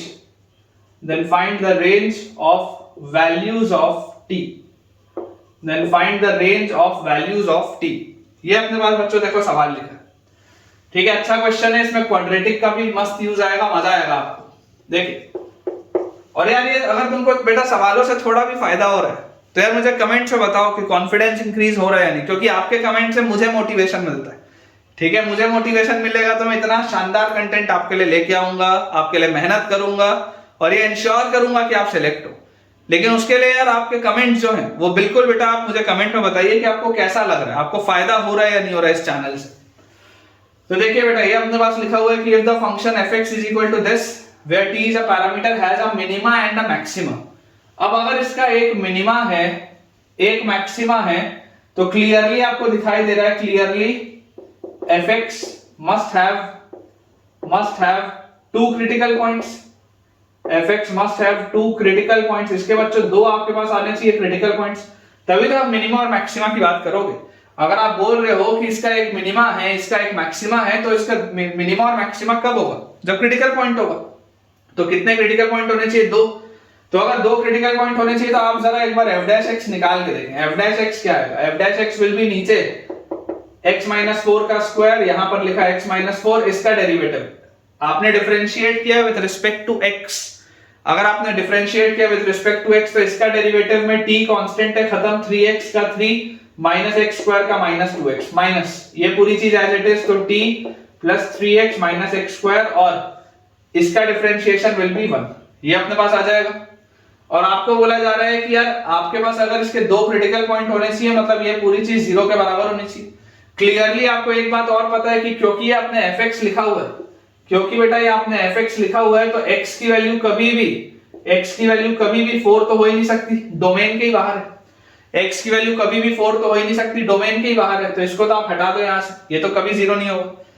तो यहां पर आपके पास लिखा क्या है, देखो इसको अगर मल्टीप्लाई करोगे तो x इससे मल्टीप्लाई होगा तो 3x माइनस 2x स्क्वायर और माइनस 12 और प्लस 8x, ये आ गया। और यहां पर अपने पास लिखा हुआ है माइनस t माइनस 3x और plus x square, minus t minus 3x plus x square, this complete thing है ना। अगर आपको बेटा क्रिटिकल पॉइंट्स की बात की जा रही है तो ये 0 के बराबर होना चाहिए। तो यार यहां से मुझे देखो क्या दिखता है, यहां से बेटा अगर आप इसको ऑब्जर्व करोगे तो आपको यहां से दिख जाएगा कि ये x स्क्वायर और माइनस 2x स्क्वायर है, तो this will be minus x square, फिर 8x माइनस 3x, ये माइनस 3x प्लस 3x तो कट गया, तो ये प्लस 8x वैसे का वैसे ही। और उसके बाद आपको यहाँ पर बोला जा रहा है कि अपने पास लिखा हुआ है कितना, अपने पास लिखा हुआ है this is minus 12 and this is minus t, तो माइनस 12 प्लस t, ये आपके पास आ रहा है 0 के बराबर। f डैश x अगर आप करोगे ना तो बेटा ये आपके पास आएगा f डैश x, या इसका आप लिख सकते हो x square minus 8x plus t plus 12 should be equal to 0, आप इसका ऐसा भी लिख सकते हो। अब आप देखो चाहते क्यों, यहां पर आके बच्चा फंस जाता है, कंसेप्ट यहां पर अब लगेगा क्वाड्रेटिक का। आप क्या चाहते हैं, आप ये चाहते हैं कि इसको आप सॉल्व करें तो आपको दो x की वैल्यूज मिले, x1 और x2, आपको दो चाहिए ना क्रिटिकल पॉइंट, दो अगर क्रिटिकल पॉइंट नहीं मिलेगा तो मिनिमम मैक्सिमा की चर्चा होगी कैसे। तो अगर मुझे दो क्रिटिकल पॉइंट चाहिए, इसका मतलब इसके यहां से आपके पास दो वैल्यूज आनी चाहिए x की, x1 और x2। तो अगर बेटा इसके दो रूट्स होने चाहिए x1 और x2, इसका मतलब ये देखो इसका लीडिंग कोएफिशिएंट पॉजिटिव है तो इसका d ग्रेटर देन 0 होना चाहिए, बस इसका d ग्रेटर देन 0 कर दो। देख लो it behaves as a parabola, ये बेटा एक पैराबोला की तरह बिहेव करेगा, x स्क्वायर का कोएफिशिएंट पॉजिटिव है तो माउथ ओपनिंग अपवर्ड्स पैराबोला है, और इसके अगर आपको दो रियल रूट्स चाहिए तो दो रियल रूट्स के लिए आपको कब क्या मिलेगा, इस तरीके से आना चाहिए। ऑब्वियसली ये दोनों रूट्स अलग अलग होने चाहिए, दोनों रूट्स अलग अलग होने चाहिए, तभी तो हम मिनिमा और मैक्सिमा की आप बात कर पाएंगे। तो d ग्रेटर देन 0 करते ही आपको आ जाएगा यहां से b square minus 4 into a into c, this should be greater than 0। 4 का फैक्टर काटेंगे 64 में 16 आ जाएगा, तो अपने पास आ गया 16 minus t minus 12 is greater than 0, this implies t is less then 16 minus 12 is 4। t की वैल्यू बच्चों 4 से छोटी होनी चाहिए, तो अपने पास जो लिखा हुआ है find the range of values of t, अपना आंसर जो आ जाएगा t should be less than 4, मतलब answer will be minus infinity से लेकर 4 तक, answer will be minus infinity से लेकर 4 तक, बिल्कुल सही, काफी अच्छा सवाल था। चलिए अगला देखते हैं। नेक्स्ट अपने पास बच्चों इसमें सवाल लिखा हुआ है, let fx is equal to ax square minus b mod x, let fx is equal to ax square minus b mod x where a and b are constants, where a and b are constants, ठीक है, where a and b are constants, then at x equal to 0, then at x equal to 0 fx has, then at x equal to 0 fx has, बेटा इसके चार options हैं, मैं लिख देता हूं आपके लिए। देखिए बच्चों मैंने आपके लिए ऑप्शंस इसमें लिख दिए हैं। अब इस सवाल में हो क्या रहा है, आपको बोला जा रहा है कि fx एक फंक्शन है which is ax square minus b mod x, जहां पर a और b जो है बेटा वो कोई भी कांस्टेंट्स है, कोई भी कांस्टेंट्स आप ले सकते हैं। तो x इक्वल टू 0 पर क्या हो रहा होगा, x इक्वल टू 0 पर क्या हो रहा होगा, मैक्सिमा होगा, मिनिमा होगा, कौन सी कंडीशन होगी, ये सारी बातें होगी। अब देखिए आपके पास इसमें बेटा टोटल तीन तरीके की कंडीशंस हैं, या तो आपके पास a greater than 0 b greater than 0 हो रहा है जैसे यहां पर और यहां पर, या आपके पास a greater than 0 b less than 0 हो रहा है जैसे यहां पर और यहां पर। ये दो ही तरीके की conditions, either a greater than 0 b greater than 0 होगा या a greater than 0 b less than 0 होगा, आपको इसी के लिए बस वेरीफाई करना है। तो मैं आपको बोल देता हूं बेटा कि आप लेट a इक्वल टू 1 कर लो और b इक्वल टू भी 1 कर लो, आप पहले इसको वेरीफाई कर लो, a greater than 0 b greater than 0 को, तो अपन ने मान लिया क्योंकि ये कोई भी कांस्टेंट हो सकते हैं, तो आप अज्यूम कर लो कि a 1 है और b भी 1 है। तो इस केस में आपके पास fx क्या हो जाएगा, fx comes out to be x square minus mod x, fx comes out to be x square minus mod x, और अगर fx की बच्चों वैल्यू आ रही है x square minus mod x, इसका मतलब आप इसको लिख सकते हैं mod x into mod x minus 1, क्योंकि x स्क्वायर को आप mod x का भी स्क्वायर लिख सकते हो, सिखाया है मैंने, x स्क्वायर को आप mod x का भी स्क्वायर लिख सकते हो, सिखाया है, तो यहां से आप mod x into mod x minus 1 आएगा। तो आप ऐसा करिए, आप सबसे पहले बेटा ग्राफ बना लीजिए x into x minus 1 का। तो देखिए x into x minus 1 का ग्राफ कैसा होता है, x into x minus 1 का ग्राफ इस तरीके का होता है, ठीक है, ये आपके पास 0 होता है, ये आपके पास 1 होता है। अब जैसे ही आपने बोल दिया mod x, जैसी बेटा आपने बोल दिया mod x, तो mod x बोलते ही क्या हो जाएगा, जैसा पॉजिटिव में मिलेगा वैसे ही नेगेटिव में मिलेगा, तो आपके पास अब ये ग्राफ हो जाएगा इस तरीके का, कुछ ऐसा आपके पास ये ग्राफ हो जाएगा, ठीक है, अंदाजे से बता रहा हूं, इस तरीके का ग्राफ आ जाएगा। अब जैसे बेटा ये आपके पास आ गया graph, this is the graph of fx, ठीक है ना। ये आपके पास आ गया fx का ग्राफ। तो fx के ग्राफ में अब आपको क्या दिख रहा है, यहां पर आपको बोल रहा है कि आप x इक्वल टू 0 पर क्या हो रहा होगा, x इक्वल टू 0 पर, तो x इक्वल टू 0 आपको दिख रहा है, it is a point of maxima, local maxima आ रहा है, x equal to 0 is a point of maxima. तो बोला जा रहा है it is a maxima whenever a is greater than 0, b is greater than 0। तो बिल्कुल सही बात है, देखो अगर a ग्रेटर देन 0 और b ग्रेटर देन 0 है तो x इक्वल टू 0 पर मैक्सिमा है, बिल्कुल सही है, ऑप्शन ए तो सही है। फिर a greater than 0, b greater than 0 पे बोल रहा है x equal to 0 is a minima, तो मिनिमा तो नहीं है यार, ये तो मैक्सिमा है, मतलब ऑप्शन सी तो गलत हो गया। उसके बाद बच्चों आपको बोला जा रहा है अगला case when a is greater than 0 and b is less than 0। तो आप अगले केस में मान लीजिए let a equal to 1 and b equal to -1, आप ऐसा मान लो, आप a की बच्चों वैल्यू मान लो 1 और b की वैल्यू आप मान लो -1, a greater than 0, b less than 0। तो इस केस में देखो fx क्या हो गया, fx आपके पास हो गया x स्क्वायर और b की वैल्यू -1 डालते ही प्लस mod x, या आप यहां से बोल सकते हैं दिस विल बी, देखो x स्क्वायर को mod x का स्क्वायर, तो mod x into mod x plus 1, ऐसा आप इसको बोल सकते हैं। अब बेसिकली अगर आप बेटा ध्यान से समझेंगे तो आपको यहां पर दिखाई देता है x इंटू एक्स प्लस 1 का ग्राफ कैसा होगा, x इंटू एक्स प्लस 1 का ग्राफ आपके पास कुछ ऐसा होना चाहिए, x इंटू एक्स प्लस 1 का, क्योंकि इसका एक रूट 0 पर है और एक रूट -1 पर है, x इंटू एक्स प्लस 1। और जैसे ही आपने यहां पर बोल दिया x इंटू एक्स प्लस 1 के ग्राफ में कि अब आप x को रिप्लेस करो mod x से, तो जैसा आपको इधर मिल रहा था ग्राफ वैसे ही उधर भी मिलेगा, मतलब आपको नया ग्राफ ऐसा मिलेगा, ये वाला पूरा बेकार हो जाएगा। जैसे ही आप mod x से बेटा रिप्लेस करते हैं, तो mod x से रिप्लेस करने का मतलब क्या होता है कि जिस तरीके से ग्राफ का बिहेवियर आपके पास पॉजिटिव साइड में होता है वैसे ही ग्राफ का बिहेवियर नेगेटिव साइड में होता है। तो आपके पास ये आ गया ग्राफ। अब यार जैसे अब यहां पर आप बोलोगे x इक्वल टू 0 पर क्या चल रहा है, तो यहां पर तो x equal to 0 is a point of minima, x equal to 0 is a point of minima इस केस में। तो ये बोल रहा है it is a point of maxima, नहीं गलत है, मिनिमा का पॉइंट है। ये बोल रहा है neither a maxima nor a minima, ये भी गलत बात है यार, मिनिमा का पॉइंट दिखाई दे रहा है। तो बहुत आसानी से देखो हमने बेटा क्या किया, अपना आंसर भी निकाल लिया और अपन ने वैल्यूज पुट करके ऑब्जर्व कर लिया। अगर आप वैल्यूज पुट नहीं करते तो शायद इसको बेटा सॉल्व करना बहुत डिफिकल्ट होता। क्वेश्चन बेटा अपने पास लिखा हुआ है अ रेक्टेंगल हैज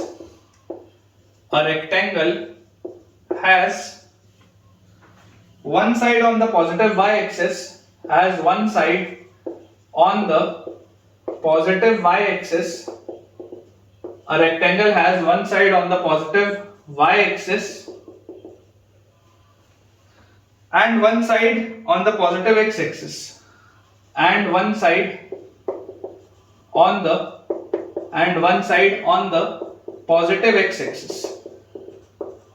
ठीक है, ये अपने पास दिया हुआ है rectangle has one side on the positive y axis and one side on the positive x axis. The upper right hand vertex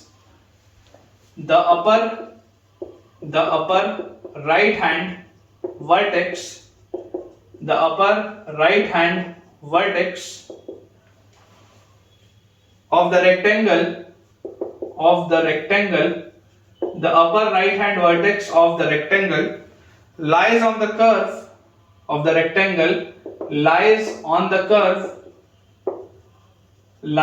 the curve y equal to ln x upon x square.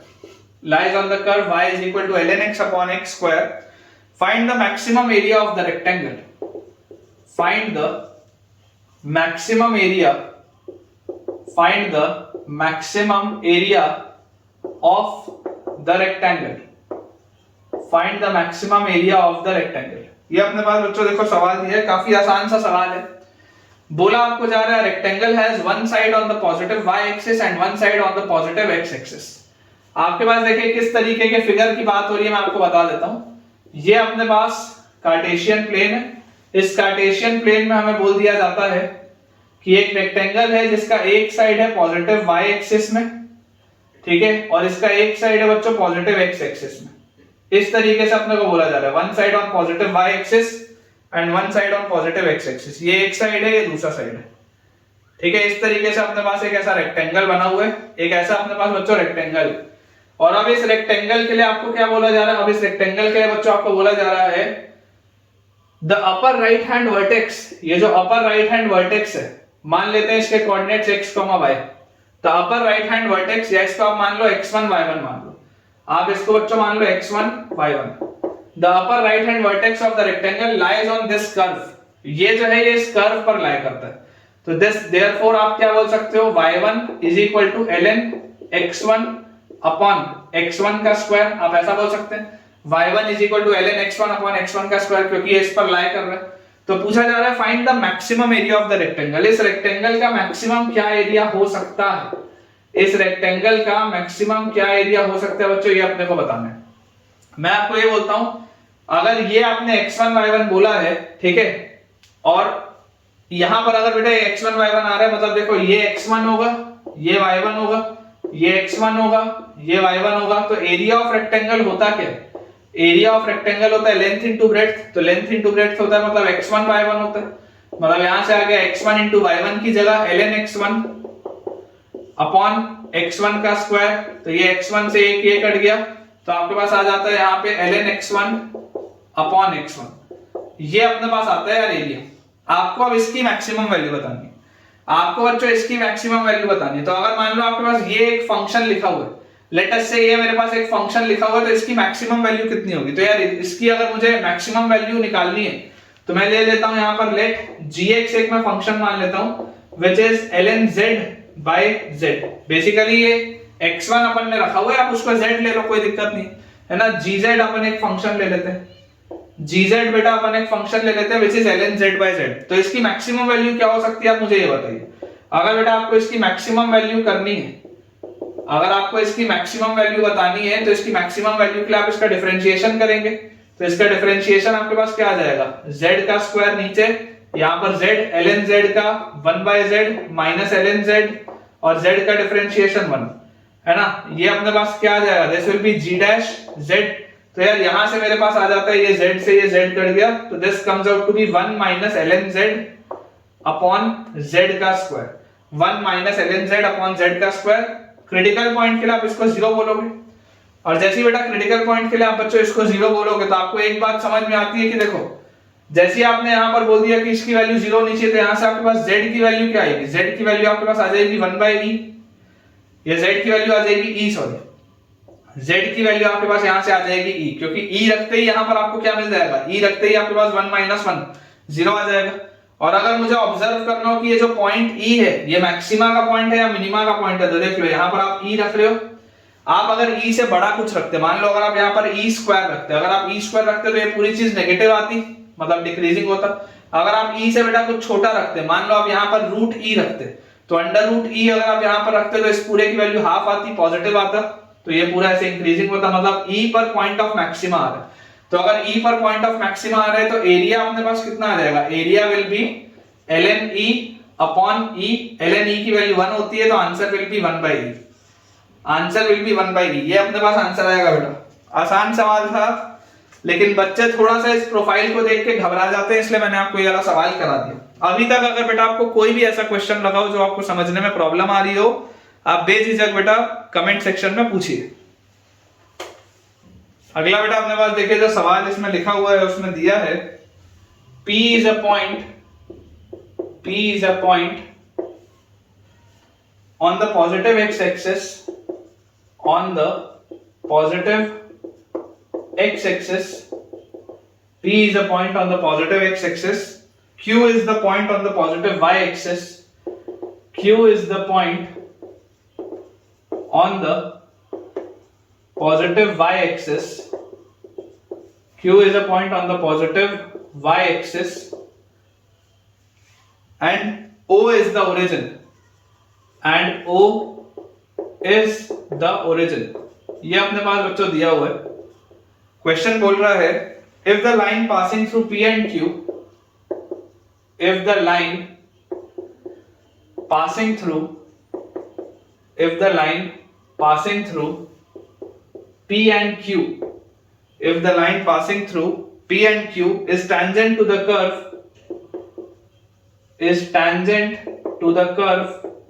if the line passing through P and Q is tangent to the curve y equal to 3 minus x square, is tangent to the curve y is equal to 3 minus x square, then find the minimum area of the triangle, then find the minimum area the minimum area of the triangle OPQ। ये अपने पास बच्चों question दिए, देखेंगे ध्यान से लिखा हुआ है P is a point on the positive x axis and Q is a point on the positive y axis. O is the origin if the line passing through P and Q is tangent to the curve y equal to 3 minus x square। तो सबसे पहले बेटा आप observe करें कि अगर आप graph बनाएंगे y equal to 3 minus x square का, तो ये ग्राफ बनना कैसा चाहिए। तो यार मुझे एक चीज समझ में आती है कि इसका जो वर्टेक्स होगा 3 minus x square का, इसका वर्टेक्स आएगा y एक्सिस पे, ठीक है, क्योंकि माइनस b बाई 2a करोगे तो इसका वर्टेक्स y एक्सिस पे आएगा। x इक्वल टू 0 पर इसकी वैल्यू 3 है, इसका मतलब इसका कर्व कुछ ऐसा होना चाहिए। इसका अपने पास बेटा जो कर्व होना चाहिए वो कुछ इस पैटर्न का आना चाहिए। और अगर इस पैटर्न का बेटा मेरे पास इसका कुछ कर्व आ रहा है, तो अब देखो यहां पर आपको बोलते हैं, मान लो ये आपका पॉइंट है, तो इस पॉइंट पर आपने क्या किया, एक टैंजेंट डाला, ठीक है। इस पॉइंट पर बेटा आपने क्या कर दिया, आपने एक टैंजेंट इस पे ड्रॉ किया। ये वाली जो टैंजेंट लाइन है, ठीक है, ये आपकी टैंजेंट लाइन आपने बना ली। इस तरीके से ये आपने बच्चों अपनी टैंजेंट लाइन एक ड्रॉ कर ली। अब ये जो हमारे पास टैंजेंट लाइन दी हुई है, इस टैंजेंट लाइन की बात क्या है, इसमें खास बात है आपको बोला जा रहा है P is a point on the positive x axis। ये जहां पर इसको कट कर रहा है, this is point P। Q is the point on the positive y axis। ये इसको जहां पर कट कर रहा है, this is the point Q। O is the origin। ये जो है बेटा point, this is the origin. ये आपके पास कर्व है y equal to 3 minus x square का। If the line passing through P and Q is tangent to the curve, ये line जो है P और Q से पास होती हुई वो इस पे tangent है, then find the minimum area of triangle OPQ। इस ट्राइंगल का मिनिमम एरिया क्या होगा। मैं आपको बोल देता हूं कि यार ये जिस पॉइंट पे इसको इंटरसेक्ट कर रही है, मान लो इस पॉइंट का x कोऑर्डिनेट अगर a है, x कोऑर्डिनेट बेटा अगर इसका a होगा तो इसका y कोऑर्डिनेट क्या आ जाएगा, इसका y कोऑर्डिनेट आ जाएगा 3 minus a square। यही होंगे इस पॉइंट के कोऑर्डिनेट्स। अगर आप इसका x कोऑर्डिनेट a मानेंगे तो इसका y कोऑर्डिनेट आपके पास आ जाएगा 3 minus a square। अब ये जो टेंजेंट PQ है, टेंजेंट PQ जो आप बेटा अगर लिखना चाहते हैं इक्वेशन ऑफ लाइन, तो इसका स्लोप क्या होगा, तो इसका स्लोप आपके पास आ जाना चाहिए इस कर्व में dy by dx अगर आप करोगे एट 3 minus x square, तो इसका slope will be dy by dx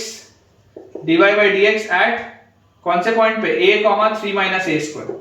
तो यार आपके पास देखो कर्व का इक्वेशन क्या है, 3 minus x square है। इस पॉइंट पे आप स्लोप चाहते हैं, तो ये आपके पास आ जाएगा। इसका डिफरेंशिएशन जैसे आप करेंगे तो इसका डिफरेंशिएशन में ये खत्म, माइनस एक्स स्क्वायर का minus 2x at a, 3 minus a square। तो यार ये आपके पास आ जाता है -2a। इसका slope comes out to be -2a। तो अगर इसका स्लोप -2a आ जाता है तो इक्वेशन ऑफ लाइन आपके पास आ जाएगा y minus y1 which is 3 minus a square is equal to slope -2a into x minus x1 मतलब x minus a। ये अपने पास आता है। अब बच्चों अगर आप सोच के देखो, आपको अगर p के कोऑर्डिनेट्स निकालने हो, तो p के कोऑर्डिनेट्स मतलब ये x एक्सिस को कट कर रहा है तो y की वैल्यू 0 होगी। अगर y की वैल्यू को बेटा आप 0 करेंगे फॉर p आप अगर y को 0 करेंगे तो आपके पास आ जाएगा -3 minus a square is equal to -2a into x minus a। यहां से ये माइनस से माइनस कट जाएगा, तो और ये 2a यहां आ जाएगा, तो 3 minus a square divided by 2a आ जाएगा और ये प्लस a हो जाएगा, तो a प्लस ये this will be equal to x। ये अपने पास आएगा। तो यार यहां से देखो 2a square minus a square मतलब a square plus 3 upon 2a, ये आएगा यार 2a square minus a square is a square plus 3 by 2a। मतलब p के कोऑर्डिनेट्स अपने पास आ जाते हैं a square plus 3 by 2a, 0। ये अपने पास आते हैं p के कोऑर्डिनेट्स। सिमिलरली बच्चों अगर आपको q के कोऑर्डिनेट्स निकालने हो, तो यार q के कोऑर्डिनेट्स निकालने के लिए तरीका क्या होगा, q के कोऑर्डिनेट्स के लिए आप x की वैल्यू 0 रखोगे। तो अगर आप x की वैल्यू को 0 रखोगे तो आपके पास आ जाएगा y will be equal to 3 minus a square उधर जाके, और x को मैंने 0 कर दिया, माइनस माइनस प्लस हो गया, प्लस 2a square। तो ये आपके पास आ जाता है 3 plus a square। ठीक है, मतलब कि इसके कोऑर्डिनेट्स आ जाएंगे 0, 3 plus a square। ये इसके कोऑर्डिनेट्स आ गए। तो मुझसे पूछ रहा है then find the minimum area of triangle OPQ। ये जो ट्रायंगल OPQ है बेटा, इसका मिनिमम एरिया क्या होगा, इस ट्रायंगल OPQ का minimum area.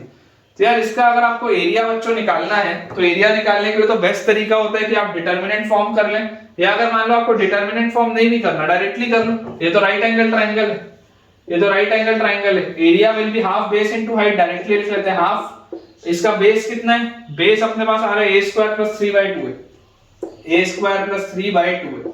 Half into base into height, इसकी कितनी आ रही है, हाइट अपने पास आ जा रही है यहां से 3 प्लस ए स्क्वायर, मतलब अगेन ए स्क्वायर प्लस 3, ठीक है, ये अपने पास आ गया। तो यार यहां से आपके पास ये आ जाता है, area will be A square plus 3 का होल स्क्वायर अपॉन 4a, ए स्क्वायर प्लस 3 का होल स्क्वायर अपॉन 4a, ये अपने पास आता है एरिया। अगर आप चाहते हैं कि ये एरिया बेटा मिनिमम हो, अगर आप चाहते हैं कि ये एरिया जो है ये मिनिमम आए, तो ये एरिया मिनिमम कब होगा, this area will be minimum जब इसका डेरिवेटिव क्या होगा, इसका डेरिवेटिव एरिया का बच्चों ये जो डैश होगा this should be equal to 0। तो इसका आप डिफरेंशिएशन करिए, इसको आप जैसे बेटा डिफरेंशिएट करेंगे आपके पास आ जाएगा, नीचे जो 4a लिखा है आपके पास आ जाएगा 4a का स्क्वायर, फिर ये 4a कांस्टेंट आ जाएगा, फिर a स्क्वायर प्लस 3 का होल स्क्वायर का आ जाएगा 2 इंटू a स्क्वायर प्लस 3, और उसके बाद a स्क्वायर का आ जाएगा 2a, ये अपने पास आ गया। और उसके बाद हम यहां पर अगर देखेंगे तो माइनस a स्क्वायर प्लस 3 का होल स्क्वायर, और उसके बाद 4a का डिफरेंशिएशन हो जाएगा 4, ये अपने पास आती है पूरी चीज। और इसकी वैल्यू बेटा आप बोल रहे हैं 0 के बराबर होनी चाहिए, तो अगर आपको इसकी वैल्यू 0 के बराबर करनी है तो देखो ये तो आप हटा दो यहां से, a की वैल्यू देखो 0 तो हो नहीं सकती, ठीक है ना, आप a को अगर 0 रखोगे तो प्रॉब्लम आ जाएगी, आप a को तो 0 रख नहीं सकते, क्योंकि a अगर आप 0 रखोगे तो ये ट्राइंगल कैसे बनेगा, फिर a को अगर आप 0 रखोगे तो प्रॉब्लम आएगी। तो यार यहां से देखो a अगर 0 नहीं हो सकता तो ये मैंने हटा दिया, यहां से ये 4 का फैक्टर भी आप कॉमन लेके कट कर दो, ये a स्क्वायर प्लस 3 का भी एक फैक्टर आप हटा दो, तो आपके पास कुल मिला के बचा क्या, यहां पर आपके पास बचा है 2a और ये भी आपके पास बचा है 2a, तो मतलब ये हो गया 4a स्क्वायर, और उसके बाद यहां पर आपके पास बचा है माइनस a स्क्वायर और माइनस 3 इज इक्वल टू 0, मतलब कि 3a स्क्वायर की वैल्यू आएगी 3, a स्क्वायर की वैल्यू आएगी 1, और जैसे बच्चों a स्क्वायर की वैल्यू आ गई 1, दिस इंप्लाइज a की वैल्यू आएगी 1 या इसकी a की वैल्यू आएगी -1।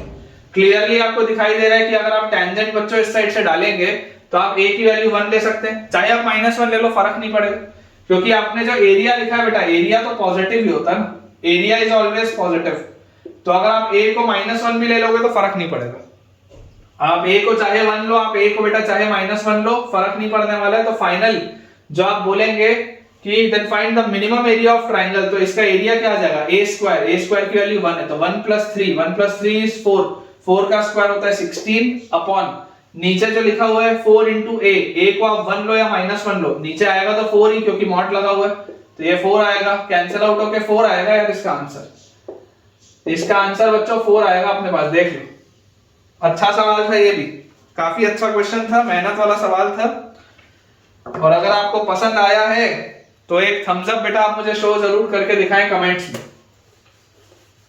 अगला बच्चों अपने पास इसमें सवाल लिखा है, इफ कैपिटल M जिसके कोऑर्डिनेट्स हमारे पास हैं x0, y0 is the point on the curve, is the point on the curve, is the point on the curve 3x square minus 4y square equal to 72, which is the nearest to the line, which is the nearest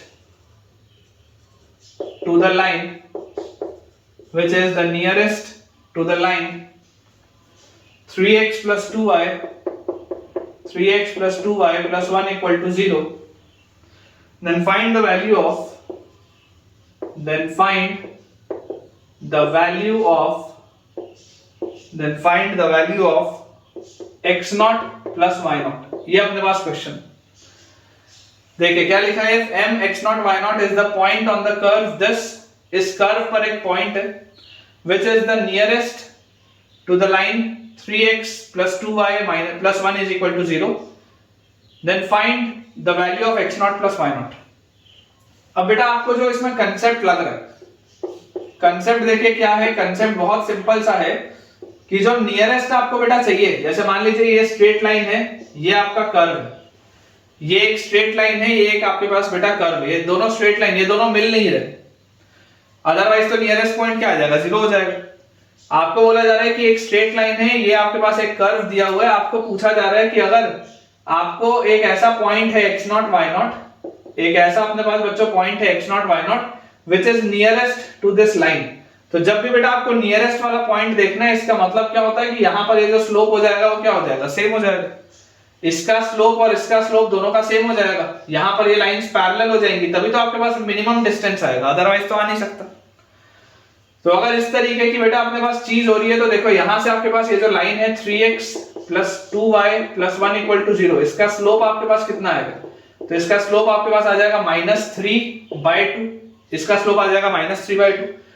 और ये जो x0 y0 बेटा आप point ले रहे हैं इस curve पे, तो आपके पास सबसे पहली चीज तो क्या आ गई कि 3x0² और -4y0² = 72, ये अपने पास सबसे पहले आ रहा है। 3x0² - 4y0² = 72। और अब अगर मैं इसका स्लोप ले लूं इस लाइन पे, इस पॉइंट पे बेटा अगर मैं इस कर्व का स्लोप ले लूं, तो स्लोप मेरे पास क्या आ जाएगा, dy/dx at x0 y0।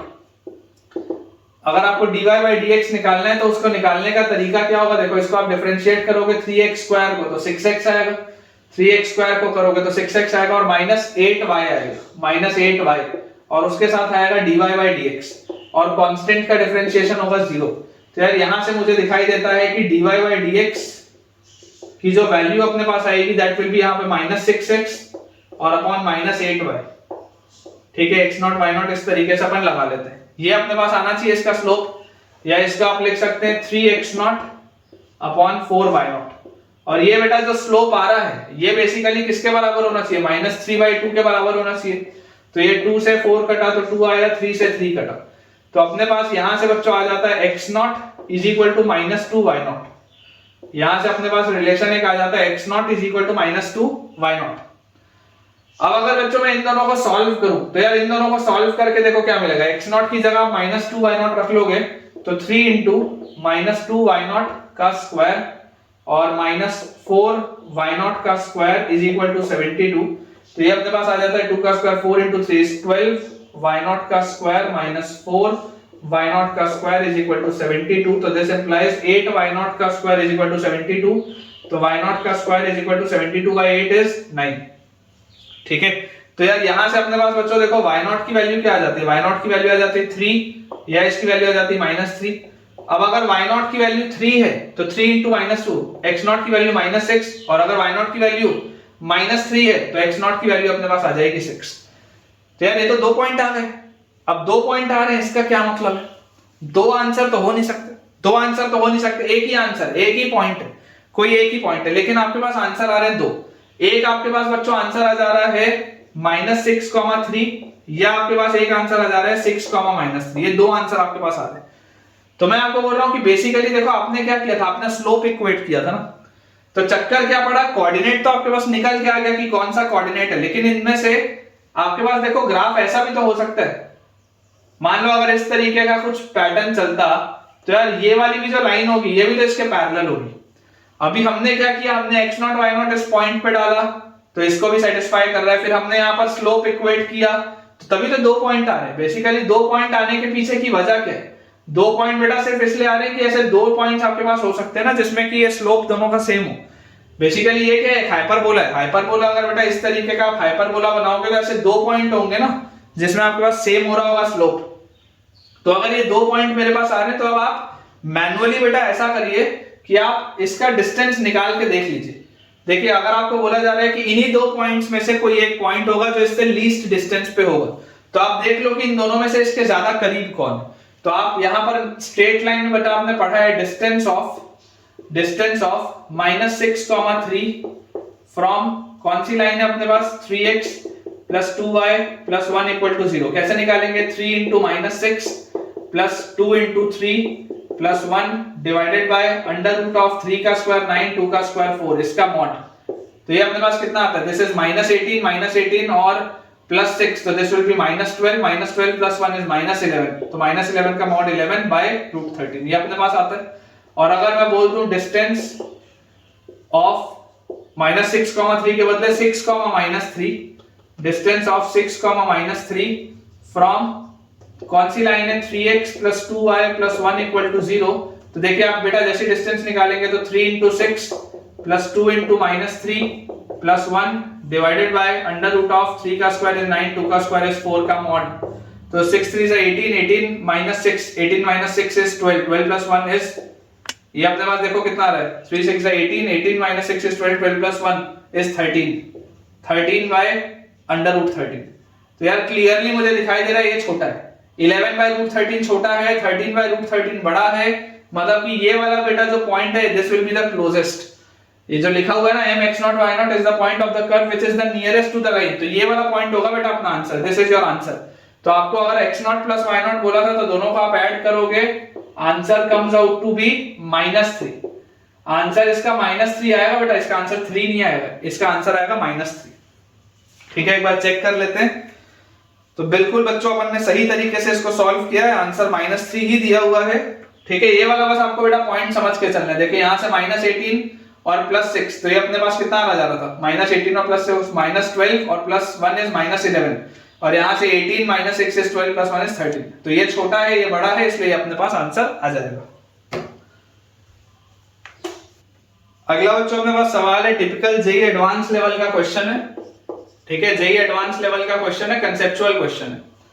लिखा है अपने पास if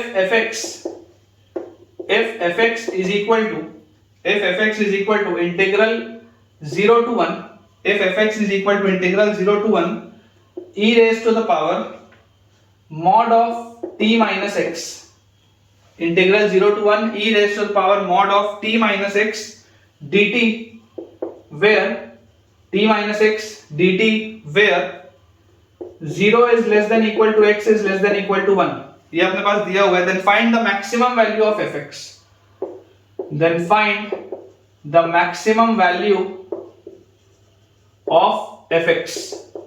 ठीक है, अपने को बच्चों fx की मैक्सिमम वैल्यू बतानी है, then find the maximum value of fx।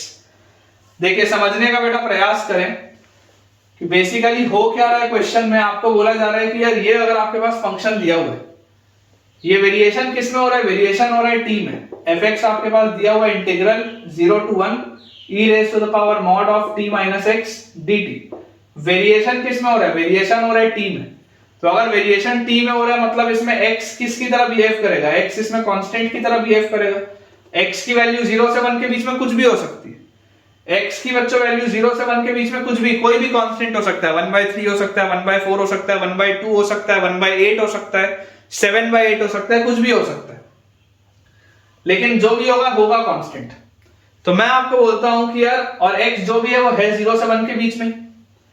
तो देखो जब t का बेटा जो मूवमेंट है आपको यहां पर दिखाई दे रहा है कि dt है, मतलब वेरिएशन t में है, तो आप इसमें बोल दो कि when, या ऐसे when मत लिखो, आप इसमें ऐसे देखो, आप इसको ऐसे समझने की कोशिश करो कि बेसिकली जब 0 से लेकर x तक t का वेरिएशन होगा, t का बेटा जब वेरिएशन 0 से लेकर x तक होगा, तो 0 से लेकर x तक में आपके पास ये जो t होगा वो हमेशा क्या होगा, इसका क्रिटिकल पॉइंट, ये जो मॉड है, ये जो बेटा मॉड है, मॉड का वेरिएशन कहां पर होगा, मॉड का variation t equal to x पर होगा, है ना। Opening of mod at t equal to x, आप t इक्वल टू x के आसपास मॉड को ओपन करेंगे। तो यार मैं आपको बोलता हूं कि जब 0 से x के बीच में होगा t, जब बेटा t जो होगा वो 0 से x के बीच में होगा, तो ये पूरी चीज छोटी होगी, ये t माइनस x नेगेटिव होगा, क्योंकि अभी आपने t को क्या बोला, आपने अभी t को बोला 0 से x के बीच में। तो t इक्वल टू x पर क्या होता था, t इक्वल टू x पर ये 0 होता था, मतलब कि अगर आपके पास t बेटा 0 से x के बीच में छोटा है उससे, जब बेटा t x से छोटा है 0 से x के बीच में, तो 0 से x के बीच में ये पूरा चीज कैसे खुलेगा, नेगेटिव खुलेगा, मतलब ये आपके पास आएगा e की power x minus t dt। और सिमिलरली इसी में अगर मान लो बेटा आप बोलते हैं कि अगर आप x से 1 में जाएंगे, जब आप बेटा x से 1 में जाएंगे, बेसिकली अपन ने देखो डिसकंटिन्यूटी वाला वो जो प्रॉपर्टी था वो अपन ने यहाँ पर लगाया है कि अगर यहाँ पर आपको दिखाई दे रहा है कि t माइनस x पे प्रॉब्लम आ रहा है, तो आप 0 से x और x से 1 पे कर लो, ये जो 0 से 1 है इसको आप 0 से x और x से 1 पे कर लो। तो जब आप अब x से 1 पर जाओगे, जब आप x से बड़ी वैल्यूज लोगे, तो ये आपके पास t माइनस x क्या खुलेगा, पॉजिटिव खुलेगा, तो this will be e raise to the power t minus x dt। बहुत सिंपल सी बात है, इसको मैंने ओपन कर लिया। अब जैसे बेटा इसको मैंने ओपन किया तो ये बेसिकली मेरे पास लिखा हुआ है integral 0 to x e raise to the power x और into e raise to the power minus t, ऐसा लिखा हुआ है, तभी तो e की power x minus t dt होगा। और ये अपने पास लिखा हुआ है x to 1 e raised to the power t into e raised to the power minus x dt। मुझे बेटा दिखाई दे रहा है कि ये वेरिएशन t में था तो इसके लिए e की पावर x कांस्टेंट होगा, इधर भी वेरिएशन t में था तो ये e की पावर माइनस x कांस्टेंट होगा, बाहर निकालो तो आप लिख सकते हैं इसको e की power x integral 0 to x e की power minus t dt plus integral, यहां पर आप देख सकते हैं कि e की पावर माइनस x बाहर निकलेगा तो इंटीग्रल x to 1 e की पावर t dt। तो अपने पास बेसिकली आ क्या गया, अपने पास ये चीज आ गई e की पावर x इंटू e की पावर माइनस t का माइनस e की पावर माइनस t और लिमिट अपन डालेंगे 0 से लेकर x तक, ठीक है, और उसके बाद प्लस e की पावर माइनस x, ऐसे का ऐसा ही है, e की पावर t का इंटीग्रेशन होता है e की power t from x to 1।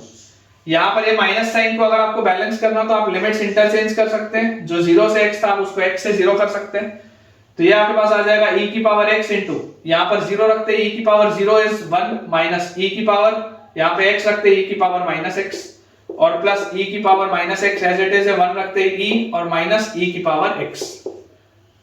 तो यार ये जो अपने पास बेटा फंक्शन लिखा हुआ है fx आपके पास लिखा हुआ है e की power x into 1 is e की पावर x, e की पावर x इंटू e की power minus x, this will be minus 1, ठीक है, और फिर प्लस e into e की power minus x is e raised to the power 1 minus x और फिर e की power minus x into e की power x again this will be minus 1। तो ये अपने पास लिखा हुआ है e की पावर x प्लस e की power 1 minus x minus 2, this is fx। ये अपने पास बच्चों फंक्शन लिखा हुआ है fx। अब बोला क्या जा रहा है, बोला जा रहा है find the maximum value of fx, इसकी मैक्सिमम वैल्यू आपसे पूछी जा रही है, तो आप क्या करेंगे, इसका डेरिवेटिव निकालेंगे। f डैश x अपने पास कितना आएगा, f dash x will be e की पावर x का e की पावर x प्लस e की पावर 1 माइनस x का e की पावर 1 माइनस x और 1 माइनस x का माइनस 1 और माइनस 2 खत्म। और क्रिटिकल पॉइंट आप अगर बेटा चेक करेंगे तो आपके पास आ जाएगा e की power x is equal to, ये उधर जाएगा तो दिस विल बी e की पावर 1 माइनस x, तो मतलब x is equal to 1 minus x, clearly बच्चों x की वैल्यू आ जाएगी हाफ। ये आपका क्रिटिकल पॉइंट है। तो अगर ये मेरे पास बच्चों इसका क्रिटिकल पॉइंट आ रहा है तो आप देखो हाफ के इर्द गिर्द आपका बिहेवियर कैसा होगा। अगर आप हाफ से बेटा बड़ी ले लेते हैं कोई वैल्यू, ठीक है, अगर बेटा आप हाफ से कोई वैल्यू बड़ी ले लेते हैं तो इसमें क्या होगा और हाफ से छोटे में क्या होगा, तो आप बेटा यहां पर आप ऑब्जर्व करो, अगर आपने हाफ से कोई बड़ी वैल्यू ले ली, मान लो आपने ले लिया 1, इमेजिन करो आपने ले लिया 1, तो 1 अगर आप यहां पर रखोगे तो ये e होगा और यहां पर आप 1 रखोगे तो ये e की पावर 0 मतलब ये 1 आ जाएगा, तो ये e प्लस 1, e होता है 2.7 प्लस 1 3.7 माइनस 2, ये पूरी चीज पॉजिटिव आ रही है, मतलब 1 पे पॉजिटिव आ रहा है तो ये इंक्रीजिंग है। और अगर आप मान लीजिए हाफ से कुछ छोटा रखें, इमेजिन करो आपने 0 रख लिया, इमेजिन करो आपने 0 रख लिया, जैसे आप 0 रखोगे तो ये हो गया e, ये हो गया 1, तो e प्लस 1 अगेन ये आ जाएगा 3.7 माइनस 2, ये भी पॉजिटिव आ रहा है, मतलब ऐसा आ रहा है। तो यार ये क्या हो रहा है, हाफ पर तो मिनिमा का पॉइंट आ रहा है, अगर हाफ पे बेटा मिनिमा का पॉइंट आ रहा है मतलब इसका ये है कि 0 पर और 1 पर बाउंड्री पॉइंट्स पे मैक्सिमा होगा, 0 पर और 1 पर बच्चों बाउंड्री पॉइंट्स पे मैक्सिमा होगा, यही तो था, find the maximum value of fx। तो अब आपको देखो मैं आपको तीनों में इसकी वैल्यूज निकाल के दिखा देता हूं। सबसे पहले आप 0 पर निकालो, फंक्शन की वैल्यू देखो 0 पर क्या आ गई, अगर आप देखोगे फंक्शन की वैल्यू 0 पर तो 0 रखते ही दिस विल बी e की पावर 0 इज 1 और फिर यहां पर 0 रखते ही e, तो e प्लस 1 माइनस 2, तो e प्लस 1 माइनस 2 मतलब this will be e minus 1। 0 पर इसकी वैल्यू है e माइनस 1। फंक्शन की वैल्यू हाफ पर कितनी है, हाफ अगर बेटा आप ध्यान से देख रखेंगे यहाँ पे तो e की पावर हाफ प्लस e की पावर हाफ, तो e की पावर हाफ होता है रूट e, तो root e plus root e 2 root e minus 2, तो 2 रूट e माइनस 2 मतलब 2 इंटू रूट e माइनस 1, ये आ गया। और f की वैल्यू 1 पर क्या है, तो जैसे आप 1 यहाँ पर रखेंगे तो e और प्लस 1 माइनस 2 तो e minus 1, again e minus 1 आ रहा है। तो क्लियरली बेटा आपको दिखाई दे रहा है, देखो मिनिमम का पॉइंट है हाफ पे, मैक्सिमम का पॉइंट है 0 पे और 1 पे। तो पूछा जा रहा था find the maximum value of fx, तो 0 और 1 दोनों पर ही मैक्सिमा आएगा और इसकी मैक्सिमम वैल्यू होगी कितनी, इसकी मैक्सिमम वैल्यू होगी e माइनस 1, इसकी बच्चों मैक्सिमम वैल्यू आपके पास आ जाएगी e माइनस 1। बहुत ही जबरदस्त सवाल था, अमेजिंग क्वेश्चन था जेईई एडवांस का। और जितने बच्चों को ये सवाल अच्छा लगा है कमेंट में जबरदस्त आप लिख दो, बस कमेंट में जबरदस्त लिख दो, मुझे समझ में आ जाएगा कि आपको ये सवाल बढ़िया लगा। अगला बेटा अपने पास इसमें सवाल लिखा है लेट fx is equal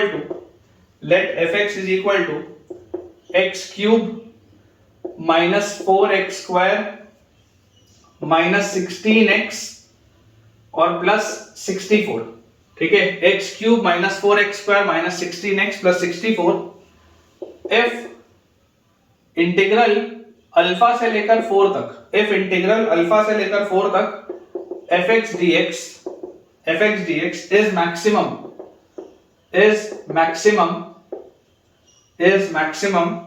where alpha is greater than 0, where alpha is greater than 0, या ऐसा करो where alpha is less than 0 कर लो, where alpha is less than 0 find the value of alpha, find alpha, ये अपने पास क्वेश्चन। आसान सा बेटा, देखो ये बहुत आसान सा सवाल है। बेसिकली एक क्यूबिक आपके पास लिखा हुआ है, आप अगर इस क्यूबिक को डिफरेंशिएट करें, सबसे पहले तो मैं आपको ये क्यूबिक लिख देता हूं, लिखा हुआ है x cube minus 4x² minus 16x plus 64, ये अपने पास लिखा हुआ है क्यूबिक। अगर आप इस क्यूबिक को ध्यान से देखेंगे, आप इसको डिफरेंशिएट करिए ताकि आपको क्रिटिकल पॉइंट्स पता चले, तो f' अपने पास आ जाएगा 3x² माइनस 8x और माइनस 16, यही आएगा 3x² माइनस 8x और minus 16, this is the quadratic. अब इस क्वाड्रेटिक में बेटा अगर आप ऑब्जर्व करें तो आपको यहां पर देखो दिखाई दे रहा है 16 इंटू 3 48 आपके पास आ रहा है। क्या इसको अपन फैक्टराइज कर सकते हैं? क्या 48 को अपन 12 इंटू 4 लिख के कर सकते हैं? तो यहां से आपके पास आ जाएगा 3 into x² minus 12x plus 4x और माइनस 16। तो इसमें से अगर अपन 3x कॉमन ले लें तो अंदर अपने पास क्या बच जाता है? 3x कॉमन लेते ही अपने पास अंदर आ जाता है x माइनस 4 और प्लस 4 कॉमन लेते ही आ जाता है x माइनस 4। इसका मतलब 3x plus 4 into x minus 4 is equal to 0। ये अपने पास आता है इसका क्रिटिकल पॉइंट। तो यार यहां से आपके पास क्रिटिकल पॉइंट में आपको देखो आता हुआ दिखाई दे रहा है कि यार एक तो -4/3 पर कुछ प्रॉब्लम चल रहा है और एक 4 पर कुछ प्रॉब्लम चल रहा है। ये अपने पास बेटा देखो क्रिटिकल पॉइंट इसमें आ रहा है। अब अगर आप ध्यान से ऑब्जर्व करो तो आपको दिखाई देता है कि यार 4 से पहले देखो 4 पर इसकी वैल्यू कितनी है, अपन अभी देख लेते हैं, इसका ग्राफ भी बनाते हैं। 4 के आगे ये इंक्रीजिंग होगा, -4/3 से 4 तक डिक्रीजिंग होगा और उसके पहले फिर इंक्रीजिंग होगा। इस तरीके का आपके पास ये ग्राफ आना चाहिए fx का। तो अगर आप इसकी बेटा ग्राफ बना के देखो, ठीक है, इसका अगर आप बच्चों ग्राफ बना के देखो तो क्यूबिक है और इसका कोफिशिएंट पॉजिटिव है, मतलब यहां नीचे से चालू होगा, -4/3 तक ये इंक्रीजिंग है और उसके बाद 4 तक बेटा ये डिक्रीजिंग है। देखो इसकी वैल्यू 0 पर कितनी है? इसकी वैल्यू 0 पर आपके पास आ रही है 64। 0 पर अगर इसकी वैल्यू 64 आ रही है मतलब ये डिक्रीज होता हुआ आ रहा होगा, मतलब ये समझो ऐसा कुछ ग्राफ होगा, ऐसा इस पैटर्न में आपके पास बेटा ये कुछ ग्राफ होगा। 0 पर ये डिक्रीज होता हुआ आ रहा है और 4 पर इसकी वैल्यू कितनी आ रही है? अगर आप ध्यान से बेटा सोचेंगे 4 पर इसकी वैल्यू तो आपके पास आ जाएगा 4 रखते ही देखो 4 जैसी आप यहां पर रखोगे f4 रखते ही 4 का क्यूब 64, फिर -4 इंटू 4 का स्क्वायर मतलब अगेन -64, फिर -64 और प्लस 64। यार ये क्या आ गया? ये तो 0 हो गया। फंक्शन की वैल्यू 4 पर 0 हो रही है। फंक्शन की बेटा अगर वैल्यू 4 पर 0 आ रही है मतलब ये डिक्रीज होता होता यहां तक आया। फंक्शन की वैल्यू बेटा अगर आपके पास 4 पर 0 आ रही है मतलब ये डिक्रीज होता हुआ यहां तक आया और जैसे ये डिक्रीज होता हुआ यहां तक आया इसके बाद ये फंक्शन दोबारा इंक्रीज होना चालू हुआ। इसका मतलब ये हो क्या रहा है? यहां पर आपके पास क्या आएगा? ये इसको टच करता हुआ ऐसे वापस जाएगा। देख लो फंक्शन की वैल्यू 4 पर आपके पास 0 हो रही है मतलब उसका एक फैक्टर क्या आएगा? 4 आएगा इसका एक फैक्टर। ठीक है, आप अगर इसको फैक्टराइज करके देखेंगे ना, मेरे ख्याल से ये लिखा हुआ है x माइनस 4 का स्क्वायर इंटू x प्लस 4, मेरे ख्याल से ऐसा है x माइनस 4 का स्क्वायर इंटू x प्लस 4। एक बार मैं चेक भी कर लेता हूं, x माइनस 4 का स्क्वायर इंटू x प्लस 4 बिल्कुल सही है। इस पैटर्न का आपके पास इसका कुछ ग्राफ आएगा। अब जैसे ही अपने पास बच्चों इसका ये ग्राफ आ गया, आपको देखो इसमें क्या बोला जा रहा है? आपको इसमें बोला जा रहा है कि ये आपका पॉइंट होगा 4,0। ठीक है, आप अगर यहां पर भी इसका रूट देखेंगे तो दिस विल बी -4,0। अब मुझे बोला जा रहा है कि ये इसका जो मैंने ग्राफ बना लिया, इफ अल्फा से लेकर 4 तक आपने इसको इंटीग्रेट किया, अल्फा से लेकर 4 तक। बेसिकली मैंने आपको बताया है डेफिनेट इंटीग्रेशन जो होता है it represents area. Definite integration represents area between the curve and the x axis. ये मैंने आपको बताया कि डेफिनेट इंटीग्रेशन जो होता है वो एरिया रिप्रेजेंट करता है between the curve and the x axis. आपको बोला जा रहा है ये एरिया मैक्सिमम है।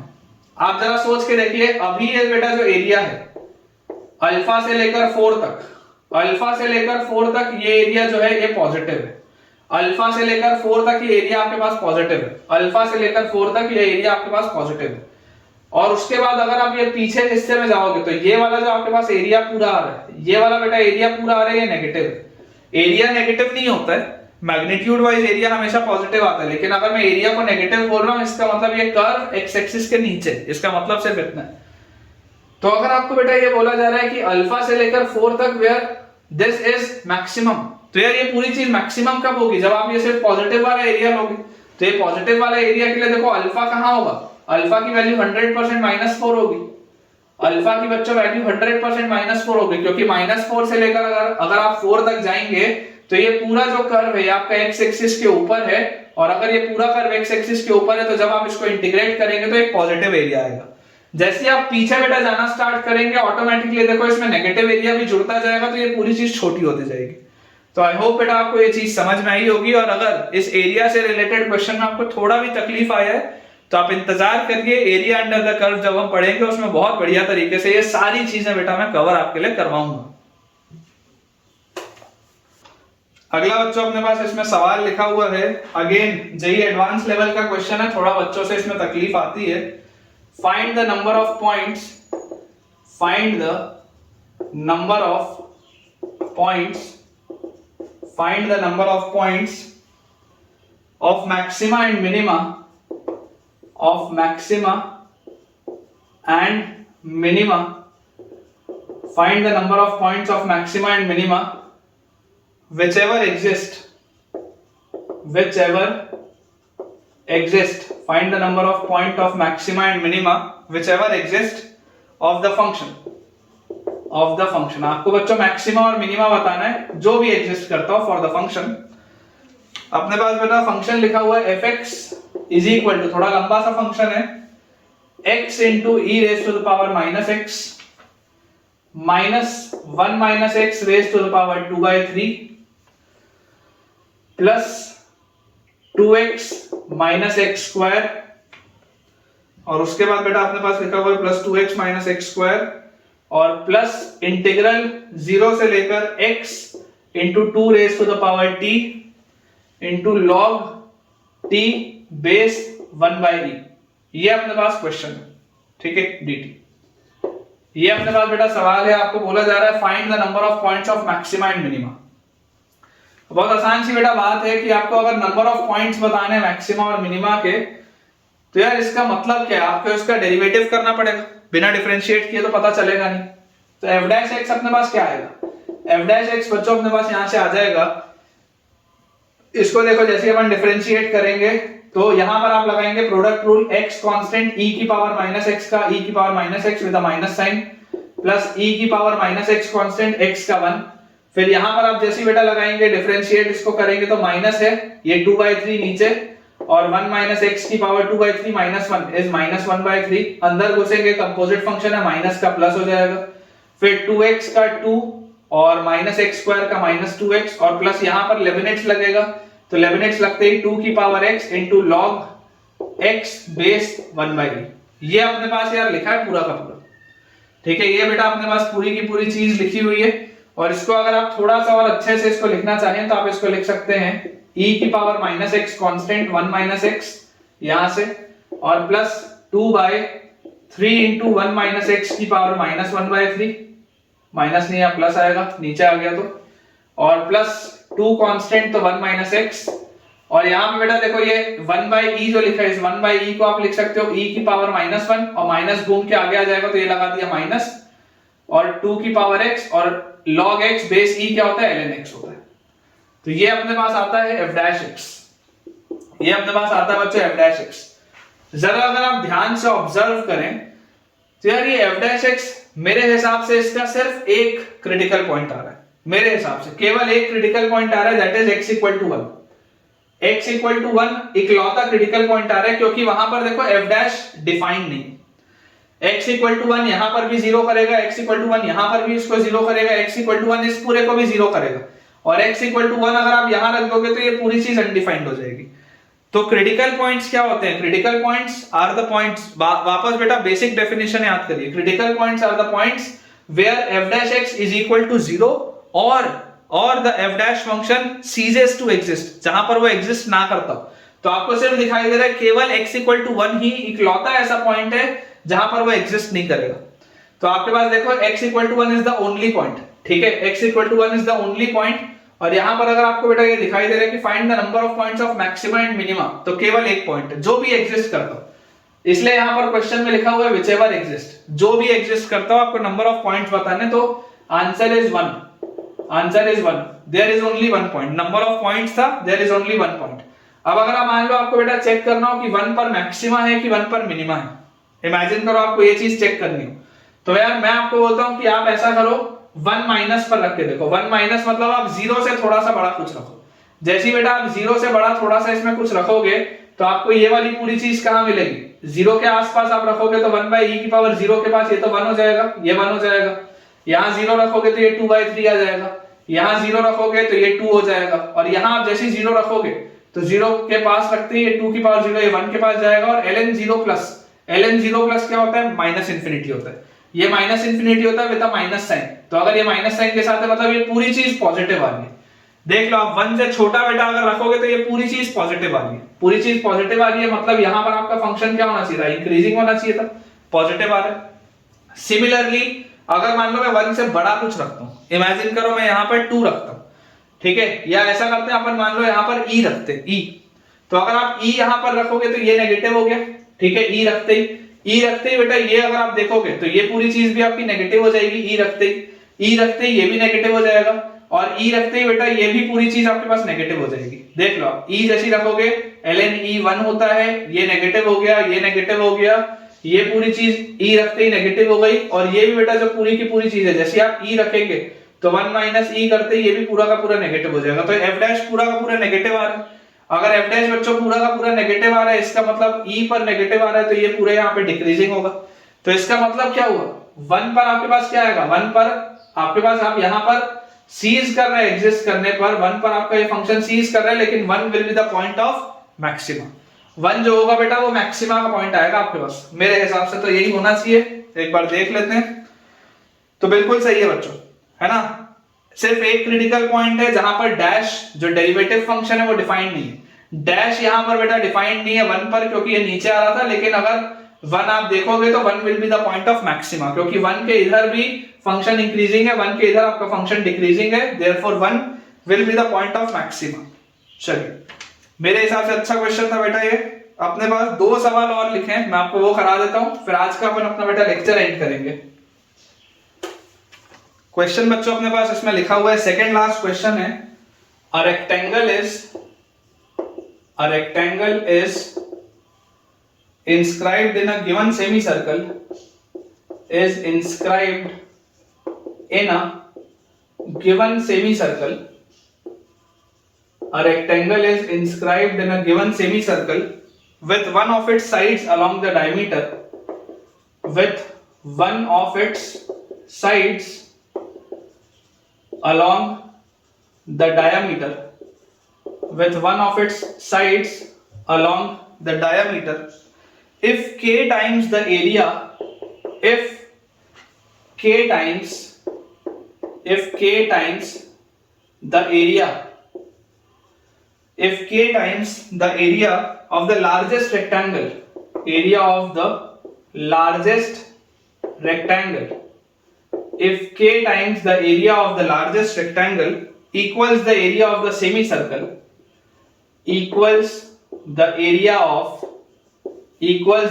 of the semicircle, if k times the area of the largest rectangle equals the area of the semicircle, find k, ये अपने पास बच्चों सवाल है, काफी आसान सा सवाल है। देखिए लिखा हुआ है, rectangle is inscribed in a given semicircle with one of its sides along the diameter. हमारे पास बेटा बोला क्या जा रहा है कि आपके पास एक सेमी सर्कल है, और इस सेमी सर्कल के अंदर आपने क्या किया, ये मान लेते हैं इसका सेंटर है सेमी सर्कल का। आपने इसके अंदर एक बच्चों रेक्टेंगल को इंस्क्राइब किया, आपने बच्चों इसके अंदर एक रेक्टेंगल को इंस्क्राइब किया। ये जो मेरे पास एक बन गया रेक्टेंगल, ये इसका सेंटर था। इमेजिन करो ये इसका रेडियस है r, this is the radius r। और ये अपन अगर पैरामेट्रिकली सोचें, अगर बेटा अपन पैरामेट्रिकली सोचें तो अगर आप इस एंगल को थीटा बोलोगे तो ये r cos थीटा हो जाएगा, इतना सा हिस्सा, और ये वाला बेटा जो हिस्सा होगा this will B r sin theta, ठीक है। और ये जो पूरा था ये रेडियस r के बराबर है, जो पूरी चीज थी this was equal to radius r।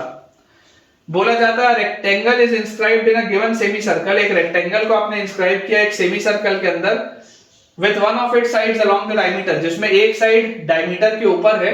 If k times the area of the largest rectangle, area of rectangle क्या होगा, एरिया ऑफ रेक्टेंगल, तो एरिया ऑफ रेक्टेंगल बच्चों अपने पास यहां से आ जाएगा लेंथ इनटू ब्रेड्थ। तो यार देखो ये अगर r cos थीटा है तो ये भी r cos थीटा होगा, ये बात आपको समझ में आती, क्योंकि सिमेट्रिक फिगर अगर मैं देखूंगा ये r cos थीटा तो ये भी r cos थीटा होगा, तो लेंथ अपने पास हो गया 2r cos थीटा, ब्रेड्थ अपने पास है r sin थीटा। तो यहां से एरिया ऑफ द रेक्टेंगल मेरे पास आ गया r square into 2 sin theta cos theta is sin 2 theta, ये आता है एरिया ऑफ द रेक्टेंगल। अब अगर आप बोलते हैं कि along the diameter if k times the area of the largest rectangle, ये रेक्टेंगल का एरिया सबसे बड़ा क्या हो सकता है, मैक्सिमम ये कितना हो सकता है, तो this will be maximum when sin 2 theta is equal to 1 at theta equal to 45 degree. जब आप थीटा को बेटा 45 डिग्री डालोगे sin 2 थीटा जब 1 होगा तब ये मैक्सिमम आएगा, that will B r square, this will B r square, है ना। मैक्सिमम एरिया जो हो सकता है that will B r square. तो लिखा है if k times the area of the largest rectangle, तो therefore अपने को बोल रहा है k r square is equal to area of the semi circle. Semi circle का एरिया क्या होता है, सर्कल का आधा, सर्कल का एरिया होता है पाई r स्क्वायर, तो इसका आ जाएगा पाई r square by 2, r square से r स्क्वायर कट गया बच्चों, तो k की वैल्यू क्या आ जाएगी, पाई बाय 2 आ जाएगी, बहुत आसान सी बात है। Equal to the semi circle find k, यार ये तो तुरंत सॉल्व हो गया, बहुत आसान सा क्वेश्चन था बेटा, पाई बाय 2 इसका आंसर अपने पास आ जाएगा। चलिए एक आखिरी अपन सवाल करते हैं, फिर आज का लेक्चर अपना एंड करेंगे। सो बच्चों आज के लेक्चर का अपने पास लास्ट क्वेश्चन जो दिया हुआ है उसमें लिखा है if the curve C in the xy plane, if the curve C in the xy plane has the equation, if the curve C in the xy plane has the equation x square plus xy plus y square equal to 1, x square plus xy plus y square equal to 1, then find the greatest distance of a point, then find the greatest distance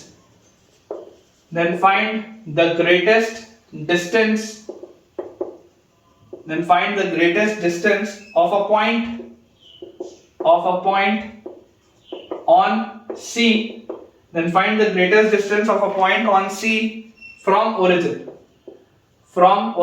ये भी बच्चों आसान सा सवाल है, difficult question नहीं है।